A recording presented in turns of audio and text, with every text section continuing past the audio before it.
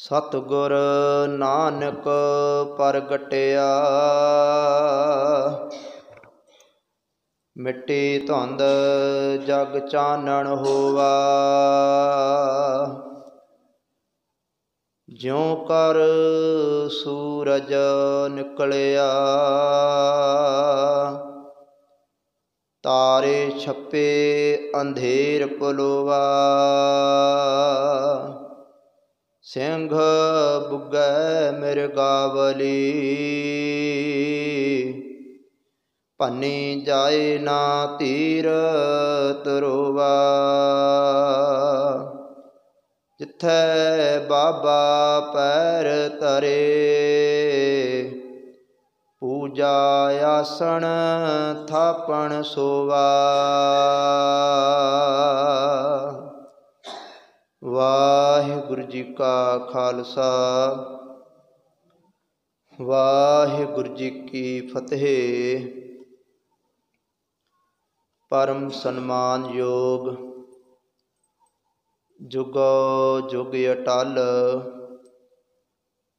ਚਵਰ ਛਤਰ ਤਖਤ ਦੇ ਮਾਲਕ, ਰਹਿਮਤਾਂ ਦੇ ਸਾਗਰ, ਗੱਦੀ ਤੇ ਵਿਰਾਜਮਾਨ ਜਾਗਤੀ ਜੋਤ, ਹਾਜ਼ਰਾ ਹਜੂਰ ਜਾਹਰਾ ਜਹੂਰ, ਸਰਬ ਕਲਾ ਭਰਪੂਰ ਅੰਤਰਜਾਮੀ। ਧੰਨ ਧੰਨ ਸ੍ਰੀ ਗੁਰੂ ਗ੍ਰੰਥ ਸਾਹਿਬ ਸੱਚੇ ਪਾਤਸ਼ਾਹ ਜੀ ਦੀ ਅਪਾਰ ਕਿਰਪਾ ਹੋਈ। ਅੰਮ੍ਰਿਤ ਵੇਲੇ ਤੋਂ ਹਾਜ਼ਰੀਆਂ ਭਰੀਆਂ ਅਤੇ ਸਤਿਗੁਰਾਂ ਦੇ ਨਿਤਨੇਮ ਦਾ ਜਾਪ ਸਰਵਣ ਕੀਤਾ। ਸਤਿਗੁਰਾਂ ਦੀ ਕਿਰਪਾ ਸਦਕਾ ਜੋ ਆਪਾਂ ਹਰ ਰੋਜ਼ ਧੰਨ ਗੁਰੂ ਨਾਨਕ ਦੇਵ ਸੱਚੇ ਪਾਤਸ਼ਾਹ ਜੀ ਦੀ ਬਾਣੀ, ਸ੍ਰੀ ਜਪਜੀ ਸਾਹਿਬ ਦੀ ਜਾਪ ਦੀ ਕਥਾ ਲੜੀਵਾਰ ਸਰਵਣ ਕਰ ਰਹੇ ਹਾਂ। ਕਿਉਂਕਿ ਹਰ ਕੀ ਕਥਾ ਸਭ ਤੇ ਉਤਮ, ਸੁਣ ਹਰ ਕਥਾ ਉਤਾਰੀ ਮੈਲ। ਕਥਾ ਸੁਣਨ ਦਾ, ਉਸ ਪਰਮਾਤਮਾ ਦੀ ਸਿਫਤ ਸਲਾਹ ਸੁਣਨ ਦਾ ਇਹੋ ਹੀ ਮਹਾਤਮ ਹੈ ਕਿ ਸਾਨੂੰ ਇੱਕ ਗਿਆਨ ਹੋ ਜਾਂਦਾ ਹੈ ਅਤੇ ਦੂਸਰੀ ਗੱਲ ਸਾਡੇ ਅੰਦਰ ਦੀ ਜਿਹੜੀ ਮੈਲ ਹੈ ਪਾਪਾਂ ਦੀ, ਉਹ ਦੂਰ ਹੁੰਦੀ ਹੈ। ਉਹ ਕਿਸ ਤਰ੍ਹਾਂ ਹੁੰਦੀ ਹੈ? ਸਤਿਗੁਰੂ ਜੀ ਕਹਿੰਦੇ ਉਸ ਰੱਬ ਦੀ ਗੱਲ ਮੰਨਣ ਦੇ ਨਾਲ, ਸੁਣਨ ਦੇ ਨਾਲ ਪਾਪਾਂ ਦੀ ਜਿਹੜੀ ਮੈਲ ਹੈ ਉਹ ਦੂਰ ਹੋ ਜਾਂਦੀ ਹੈ। ਸਤਿਗੁਰਾਂ ਦੀ ਕਿਰਪਾ ਹੁੰਦੀ ਹੈ। ਸੁਣ ਹਰ ਕਥਾ ਉਤਾਰੀ ਮੈਲ। ਆਪਾਂ ਪਿੱਛੇ ਜੋ ਕਥਾ ਸਰਵਣ ਕੀਤੀਆਂ ਨੇ, ਭਾਵ ਕਿ 2 ਪੌੜੀਆਂ ਅਤੇ ਮੂਲ ਮੰਤਰ, ਇਹਦੇ ਵਿੱਚ ਸਤਿਗੁਰਾਂ ਨੇ ਗੁਰਸਿੱਖ ਨੂੰ ਰਹਿਤ ਹੀ ਮਰਿਆਦਾ ਸਾਰੀ ਦੱਸੀ ਹੈ ਕਿ ਗੁਰਸਿੱਖ ਨੇ ਆਪਣਾ ਜੀਵਨ ਕਿਸ ਤਰ੍ਹਾਂ ਜੀਣਾ ਹੈ। ਉਹ ਜ਼ਿੰਦਗੀ ਦੇ ਵਿੱਚ ਗੁਰੂ ਦਾ ਹੁਕਮ ਕਿਵੇਂ ਮੰਨੇ, ਉਸ ਹੁਕਮ ਦੇ ਵਿੱਚ ਕਿਵੇਂ ਰਹਿਣਾ ਹੈ, ਇਹ ਸਾਰੀ ਭਾਵ ਕਿ ਮਰਿਆਦਾ ਸਤਿਗੁਰਾਂ ਨੇ ਦੱਸੀ ਹੈ ਕਿ ਉਹ ਪਰਮਾਤਮਾ ਐਡਾ ਵੱਡਾ ਹੈ, ਉਹ ਸਾਰਿਆਂ ਦੇ ਵਿੱਚ ਵਰਤ ਰਿਹਾ ਹੈ, ਉਹਦਾ ਹੁਕਮ ਸਾਰਿਆਂ 'ਤੇ ਚੱਲ ਰਿਹਾ ਹੈ। ਉਹ ਜਰੇ ਜਰੇ ਦੇ ਵਿੱਚ ਵੀ ਸਮਾਇਆ ਹੋਇਆ ਹੈ ਅਤੇ ਹਰੇਕ ਦੇ ਨਾਲ ਵੀ ਉਹ ਰਹਿੰਦਾ ਹੈ। ਹੁਣ ਜੇ ਕਿਹਾ ਜਾਵੇ ਕਿ ਪਰਮਾਤਮਾ ਤਾਂ ਸਾਰਿਆਂ ਦੇ ਵਿੱਚ ਰਹਿੰਦਾ ਹੈ ਅਤੇ ਪਾਪੀ ਦੇ ਵਿੱਚ ਵੀ ਰਹਿੰਦਾ ਹੈ, ਅਤੇ ਸਤਿਗੁਰੂ ਜੀ ਕਹਿੰਦੇ ਹਾਂ ਪਾਪੀ ਦੇ ਵਿੱਚ ਵੀ ਰਹਿੰਦਾ ਹੈ। ਪਰ ਉਹ ਫਿਰ ਮਨੁੱਖ ਪਾਪ ਕਿਉਂ ਕਰਦਾ ਹੈ? ਸਤਿਗੁਰੂ ਜੀ ਕਹਿੰਦੇ ਇਸ ਤਰ੍ਹਾਂ ਨਹੀਂ ਰਹਿੰਦਾ। ਜਿਵੇਂ ਸੂਰਜ ਹੈ, ਸੂਰਜ ਇੱਕ ਜਗ੍ਹਾ ਖੜਾ ਹੋਇਆ ਹੈ, ਉਹਦੀਆਂ ਕਿਰਨਾਂ ਸਾਰੇ ਥਾਂ 'ਤੇ ਪੈ ਰਹੀਆਂ ਨੇ, ਕੂੜੇ 'ਤੇ ਵੀ ਪੈਂਦੀਆਂ ਨੇ, ਸਫਾਈ ਵਾਲੀ ਜਗ੍ਹਾ 'ਤੇ ਵੀ ਪੈ ਰਹੀਆਂ ਨੇ, ਹਰੇਕ ਜਗ੍ਹਾ 'ਤੇ ਉਹ ਸੂਰਜ ਦੀਆਂ ਜਿਹੜੀਆਂ ਕਿਰਨਾਂ ਨੇ ਉਹ ਪੈ ਰਹੀਆਂ ਨੇ। ਪਰ ਸੂਰਜ ਨਹੀਂ ਗੰਦਾ ਹੁੰਦਾ। ਜੇ ਮੈਲੀ ਜਗ੍ਹਾ 'ਤੇ ਸੂਰਜ ਦੀਆਂ ਕਿਰਨਾਂ ਪੈ ਰਹੀਆਂ ਨੇ, ਸੂਰਜ ਗੰਦਾ ਨਹੀਂ ਹੁੰਦਾ। ਸੂਰਜ ਇੱਕ ਭਾਵ ਕਿ ਨਿਰਲੇਪ ਜਿਵੇਂ ਪਵਿੱਤਰ ਹੈ, ਇਸੇ ਤਰ੍ਹਾਂ ਜਿਹੜਾ ਪਰਮਾਤਮਾ ਹੈ ਉਹਦੀ ਅੰਸ਼ ਜਿਹੜੀ ਹੈ ਸਾਰਿਆਂ ਦੇ ਵਿੱਚ ਹੈ, ਉਹਦੀ ਸ਼ਕਤੀ ਸਾਰਿਆਂ ਦੇ ਵਿੱਚ ਵਰਤ ਰਹੀ ਹੈ। ਹਾਂ, ਜਿਹਦੇ 'ਤੇ ਕਿਰਪਾ ਕਰ ਦਿੰਦਾ ਹੈ, ਬੰਦਗੀ ਮਨੁੱਖ ਕਰਦਾ ਹੈ, ਉਹਦੇ ਅੰਦਰ ਉਹ ਆਣ ਕੇ ਆਪ ਪੂਰਾ ਹੀ ਸਮਾ ਜਾਂਦਾ ਹੈ। ਪਰ ਸਾਰੀ ਸ੍ਰਿਸ਼ਟੀ ਦੇ ਵਿੱਚ ਜਿੰਨੀ ਵੀ ਕਾਇਨਾਤ ਹੈ, ਧੰਨ ਗੁਰੂ ਨਾਨਕ ਦੇਵ ਸੱਚੇ ਪਾਤਸ਼ਾਹ ਜੀ ਕਹਿੰਦੇ ਸੂਰਜ ਦੀ ਨਿਆਈ ਪਰਮਾਤਮਾ ਹੈ, ਉਹ ਆਪ ਸੱਚਖੰਡ ਵਸੈ ਨਿਰੰਕਾਰ, ਉਹ ਆਪ ਉੱਥੇ ਵਸ ਰਿਹਾ ਹੈ। ਉਹਦੀ ਜਿਹੜੀ ਸ਼ਕਤੀ ਹੈ, ਜਿਹੜੀ ਉਹਦੀ ਅੰਸ਼ ਹੈ, ਉਹ ਸਾਰੇ ਜੀਵਾਂ ਦੇ ਵਿੱਚ ਉਹ ਕੰਮ ਕਰ ਰਹੀ ਹੈ। ਜੇ ਸਾਡੇ ਸਵਾਸ ਚੱਲਦੇ ਨੇ, ਉਹ ਪਰਮਾਤਮਾ ਦੇ ਹੁਕਮ ਦੇ ਵਿੱਚ ਚੱਲ ਰਹੇ ਨੇ। ਜੇ ਸਾਡੇ ਹੱਥ ਪੈਰ ਕੰਮ, ਅੱਖਾਂ ਕੰਨ ਸਾਰੇ ਕੰਮ ਕਰਦੇ ਨੇ, ਇੰਦਰੀ ਕੰਮ ਕਰਦੇ ਨੇ, ਕਹਿੰਦੇ ਉਹਦੇ ਹੁਕਮ ਦੇ ਵਿੱਚ ਹੀ ਸਾਰੇ ਕੰਮ ਕਰ ਰਹੇ ਨੇ। ਉਹਦੀ ਅੰਸ਼ ਜਿਹੜੀ ਸ਼ਕਤੀ ਹੈ ਉਹ ਕੰਮ ਕਰਦੀ ਹੈ। ਜਿਵੇਂ ਕਿ ਦੀਵਾ ਬਲਦਾ ਹੈ, ਦੀਵਾ ਇੱਕ ਜਗ੍ਹਾ ਪਿਆ ਹੈ ਪਰ ਉਹਦੀ ਰੋਸ਼ਨੀ ਸਾਰੇ ਥਾਂ ਜਾ ਰਹੀ ਹੈ, ਚੰਗੇ ਥਾਂ 'ਤੇ ਵੀ ਮੰਦੇ ਥਾਂ 'ਤੇ ਵੀ ਜਾਂਦੀ ਹੈ, ਪਰ ਦੀਵਾ ਭਾਵ ਕਿ ਪਵਿੱਤਰ ਹੈ, ਉਹ ਇੱਕ ਸਾਈਡ 'ਤੇ ਹੈ। ਇਸੇ ਤਰ੍ਹਾਂ ਪਰਮਾਤਮਾ ਹੈ, ਸਭ ਗੋਬਿੰਦ ਹੈ, ਸਭ ਗੋਬਿੰਦ ਹੈ, ਗੋਬਿੰਦ ਬਿਨ ਕੋਇ ਨਾਹੀਂ। ਇਸੇ ਤਰ੍ਹਾਂ ਕਹਿੰਦੇ ਜਿਹੜੇ ਮਸਤੂਆਣੇ ਵਾਲੇ ਮਹਾਂਪੁਰਖ ਹੋਏ ਨੇ ਬਾਬਾ ਅਤਰ ਸਿੰਘ ਜੀ, ਉਹਨਾਂ ਕੋਲ 2 ਗੁਰਸਿੱਖ ਆਏ ਮਿਲਣ ਵਾਸਤੇ। ਕਹਿੰਦੇ ਕਿ ਸਾਡੇ ਮਨ ਦੇ ਵਿੱਚ ਮਹਾਂਪੁਰਖੋ ਸ਼ੰਕਾ ਹੈ, ਤੁਸੀਂ ਕਹਿੰਦੇ ਹੋ ਕਿ ਸਭ ਗੋਬਿੰਦ ਹੈ, ਸਭ ਗੋਬਿੰਦ ਹੈ, ਗੁਰਬਾਣੀ ਦੇ ਵਿੱਚ ਵੀ ਲਿਖਿਆ ਹੈ, ਉਹ ਦੀਦਾ ਕਿਉਂ ਨਹੀਂ? ਕਿੱਥੇ ਹੈ ਗੋਬਿੰਦ? ਸਾਰਿਆਂ ਦੇ ਵਿੱਚ ਵਰਤਦਾ ਹੈ। ਅਤੇ ਉਹ ਮਹਾਂਪੁਰਖ ਕਹਿੰਦੇ ਅੱਖਾਂ ਬੰਦ ਕਰੋ। ਉਹਨਾਂ ਨੇ ਅੱਖਾਂ ਬੰਦ ਕੀਤੀਆਂ ਅਤੇ ਮਹਾਂਪੁਰਖਾਂ ਨੇ ਹੱਥ ਰੱਖਿਆ, ਉਹਨਾਂ ਨੂੰ ਥਾਪੜਾ ਦਿੱਤਾ ਅਤੇ ਕਹਿੰਦੇ ਵੇਖੋ। ਜਦੋਂ ਵੇਖਿਆ ਤਾਂ ਅੱਖਾਂ ਕਹਿੰਦੇ ਖੋਲ੍ਹੋ ਹੁਣ। ਉਹਨਾਂ ਨੂੰ ਸਾਰੇ ਜਿੰਨੀ ਸੰਗਤ ਬੈਠੀ ਸੀ, ਜਿੰਨੀ ਕਾਇਨਾਤ ਸੀਗੀ, ਸਾਰਿਆਂ ਦੇ ਵਿੱਚ ਸਭ ਗੋਬਿੰਦ ਹੈ। ਕਹਿੰਦੇ ਵਾਕਿਆ ਹੀ ਸਾਰਿਆਂ ਦੇ ਵਿੱਚ ਗੁਰੂ ਨਾਨਕ ਦੇਵ ਸੱਚੇ ਪਾਤਸ਼ਾਹ ਜੀ ਦਰਸ਼ਨ ਹੋ ਰਹੇ ਨੇ। ਜਦੋਂ ਇਹ ਗੱਲ ਹੋਈ ਅਤੇ ਜਦੋਂ ਕਹਿੰਦੇ ਹੁਣ ਜਾਓ, ਤੁਸੀਂ ਜਾਓ ਮੌਜ ਕਰੋ, ਤੁਹਾਨੂੰ ਦਿਸ ਗਿਆ ਹੈ ਪਰਮਾਤਮਾ ਸਾਰਿਆਂ ਦੇ ਵਿੱਚ ਹੈ।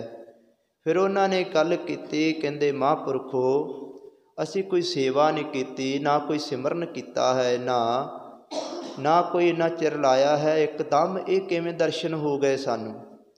ਇਹ ਤਾਂ ਬੜੇ ਔਖੇ ਹੁੰਦੇ ਨੇ ਦਰਸ਼ਨ, ਅਬਿਨਾਸੀ ਦਰਸ਼ਨ ਜਿਹਨੂੰ ਕਿਹਾ ਜਾਂਦਾ ਹੈ, ਕਿ ਸਾਰਿਆਂ ਦੇ ਵਿੱਚ ਇਹ ਕਿਵੇਂ ਦਰਸ਼ਨ ਹੋ ਗਏ? ਉਹ ਕਹਿੰਦੇ ਇੱਦਾਂ, ਇਹ ਤੁਹਾਨੂੰ ਇੱਦਾਂ ਨਹੀਂ ਦਰਸ਼ਨ ਹੋਏ, ਇਹ ਤੁਸੀਂ ਪਿਛਲੇ ਜਨਮ ਦੇ ਵਿੱਚ ਤਪੱਸਿਆ ਬਹੁਤ ਕੀਤੀ ਸੀ। ਤਪੱਸਿਆ ਹੋਣ ਕਰਕੇ ਤੁਹਾਨੂੰ ਜਦੋਂ ਪ੍ਰਮਾਤਮਾ ਦੀ ਅਜੇ ਪ੍ਰਾਪਤੀ ਹੋਣ ਹੀ ਲੱਗੀ ਤਾਂ ਤੁਹਾਨੂੰ ਹਉਮੈ ਹੋ ਗਈ ਸੀ ਕਿ ਇਹ ਪ੍ਰਮਾਤਮਾ ਭਾਵ ਕਿ ਸਾਰਿਆਂ ਦੇ ਵਿੱਚ ਕਿਵੇਂ ਹੋ ਸਕਦਾ ਹੈ। ਕਹਿੰਦੇ ਤੁਹਾਨੂੰ ਹਉਮੈ ਹੋ ਗਈ ਸੀ ਇਸ ਗੱਲ ਦੀ, ਉਹਦਾ ਕਰਕੇ ਤੁਹਾਨੂੰ ਇਹ ਦੁਬਾਰਾ ਜਨਮ ਫਿਰ ਪ੍ਰਮਾਤਮਾ ਨੇ ਦਿੱਤਾ ਹੈ। ਇਹ ਤਾਂ ਸਿਰਫ ਤੁਸੀਂ ਬਹਾਨਾ ਬਣਿਆ ਪ੍ਰਮਾਤਮਾ ਦਾ ਮੇਰੇ ਕੋਲ ਆਏ, ਇਹ ਤਾਂ ਸਿਰਫ ਬਸ ਜਾਗ ਹੀ ਤੁਹਾਨੂੰ ਲਾਉਣੀ ਸੀ, ਪਿਛਲੀ ਤੁਹਾਡੀ ਤਪੱਸਿਆ ਸੀਗੀ, ਇਸ ਕਰਕੇ ਉਹਦਾ ਫਲ ਤੁਹਾਨੂੰ ਮਿਲਿਆ ਹੈ। ਇਸ ਕਰਕੇ ਜਿਹੜਾ ਪ੍ਰਮਾਤਮਾ ਸਾਰਿਆਂ ਦੇ ਵਿੱਚ ਉਹ ਸਮਾਇਆ ਹੋਇਆ ਹੈ, ਉਹਦੀ ਸਤਿਗੁਰੂ ਜੀ ਗੱਲ ਕਰਦੇ ਨੇ ਤਾਂ ਸਤਿਗੁਰੂ ਜੀ ਕਹਿੰਦੇ ਉਹ ਗਾਉਣ ਵਾਲੇ ਉਹਨੂੰ ਗਾਵੇ ਕੋ ਤਾਣ ਹੋਵੇ ਕਿਸੇ ਤਾਣ, ਜਿਹਦੇ ਕੋਲ ਬਲ ਹੈ ਓਨਾ ਹੀ ਬਲ ਹੋਵੇਗਾ ਤਾਂ ਹੀ ਉਹਨੂੰ ਗਾ ਸਕਦਾ ਹੈ, ਨਹੀਂ ਤਾਂ ਗਾਉਣ ਵਾਲੇ ਗਾ ਗਾ ਕੇ ਥੱਕ ਜਾਂਦੇ ਨੇ, ਜਾਂ ਜਿਹੜੇ ਗਾਉਣ ਵਾਲੇ ਭਾਵਨਾ ਨਾਲ ਗਾਉਂਦੇ ਨੇ ਉਹਦੇ ਵਿੱਚ ਜਾ ਕੇ ਸਮਾ ਜਾਂਦੇ ਨੇ। ਆਓ ਆਪਾਂ ਅਗਲੀ ਪੰਕਤੀ ਜਿਹੜੀ ਆਪਾਂ ਵਿਚਾਰ ਕਰਨੀ ਹੈ। ਸਤਿਗੁਰੂ ਜੀ ਕਹਿੰਦੇ ਗਾਵੈ ਕੋ ਜੀ ਲੈ ਫਿਰ ਦੇਹ। ਹੁਣ ਕਹਿੰਦੇ ਕਿ ਉਹ ਪਰਮਾਤਮਾ ਸਾਰੇ ਜੀਵਾਂ ਨੂੰ ਪਦਾਰਥ ਦੇ ਰਿਹਾ ਹੈ, ਸਾਰਿਆਂ ਨੂੰ ਦਿੰਦਾ ਹੈ। ਜੇ ਮਨੁੱਖ ਕੋਈ ਉਹਦੀ ਮਰਿਆਦਾ ਦੀ ਉਲੰਘਣਾ, ਉਹਦੇ ਹੁਕਮ ਦੀ ਉਲੰਘਣਾ ਕਰਦਾ ਹੈ ਤੇ ਕਹਿੰਦੇ ਇੱਕ ਖਿੰਨ ਦੇ ਵਿੱਚ ਸਭ ਕੁਝ ਖੋਹ ਲੈਂਦਾ ਹੈ, ਇੱਕਦਮ ਬਰਬਾਦ ਕਰ ਦਿੰਦਾ ਹੈ। ਆਪਾਂ ਕਈ ਵਾਰ ਦੇਖਿਆ ਹੈ ਨਾ, ਬਹੁਤ ਕਈਆਂ ਮਨੁੱਖਾਂ ਕੋਲੇ ਧਨ ਦੌਲਤ ਜ਼ਮੀਨ ਜਾਇਦਾਦ ਹੁੰਦੀ ਹੈ, ਉਹ ਜਦੋਂ ਪਰਮਾਤਮਾ ਨੂੰ ਭੁੱਲ ਜਾਂਦੇ ਨੇ, ਉਹਨਾਂ ਦੇ ਘਰ ਦੇ ਵਿੱਚ ਜਾਂ ਇਹੋ ਜਿਹੀ ਔਲਾਦ ਪੈਦਾ ਕਰ ਦਿੰਦਾ ਹੈ, ਜਾਂ ਉਹਨਾਂ ਨੂੰ ਇਹੋ ਜਿਹਾ ਕੋਈ ਰੋਗ ਲਾ ਦਿੰਦਾ ਹੈ ਜਿਹੜਾ ਦੁਨੀਆ 'ਤੇ ਕੋਈ ਇਲਾਜ ਨਹੀਂ ਜਿਸ ਚੀਜ਼ ਦਾ ਹੁੰਦਾ। ਉਹ ਮਨੁੱਖ ਫਿਰ ਭਟਕਦਾ ਹੈ ਕਿ ਮੇਰੀ ਭਾਵੇਂ ਸਾਰੀ ਜਾਇਦਾਦ ਵਿਕ ਜਾਵੇ, ਸਾਰਾ ਕੁਝ ਲੱਗ ਜਾਵੇ, ਇਹ ਜੀਵ ਬਚ ਜਾਵੇ, ਭਾਵ ਕਿ ਰੋਗ ਦੂਰ ਹੋ ਜਾਵੇ।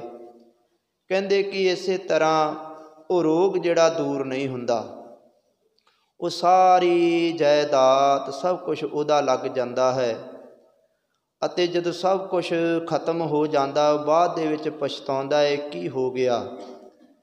ਕਹਿੰਦੇ ਕਿ ਫਿਰ ਉਦੋਂ ਜਦੋਂ ਰੱਬ ਦੇ ਦਰ 'ਤੇ ਆਉਂਦਾ ਹੈ ਅਤੇ ਉਹਨੂੰ ਚੇਤਾ ਆਉਂਦਾ ਹੈ ਕਿ ਰੱਬ ਦਾ ਉਦੋਂ ਚੇਤਾ ਆਉਂਦਾ ਹੈ ਕਿ ਇੰਨਾ ਵੱਡਾ ਰੋਗ ਵੀ ਖਤਮ ਨਹੀਂ ਹੋਇਆ, ਪੈਸਾ ਵੀ ਜਾਂਦਾ ਰਿਹਾ, ਅਤੇ ਭਾਵ ਕਿ ਜੀਵ ਜਿਹੜਾ ਉਹ ਵੀ ਨਹੀਂ ਬਚਿਆ।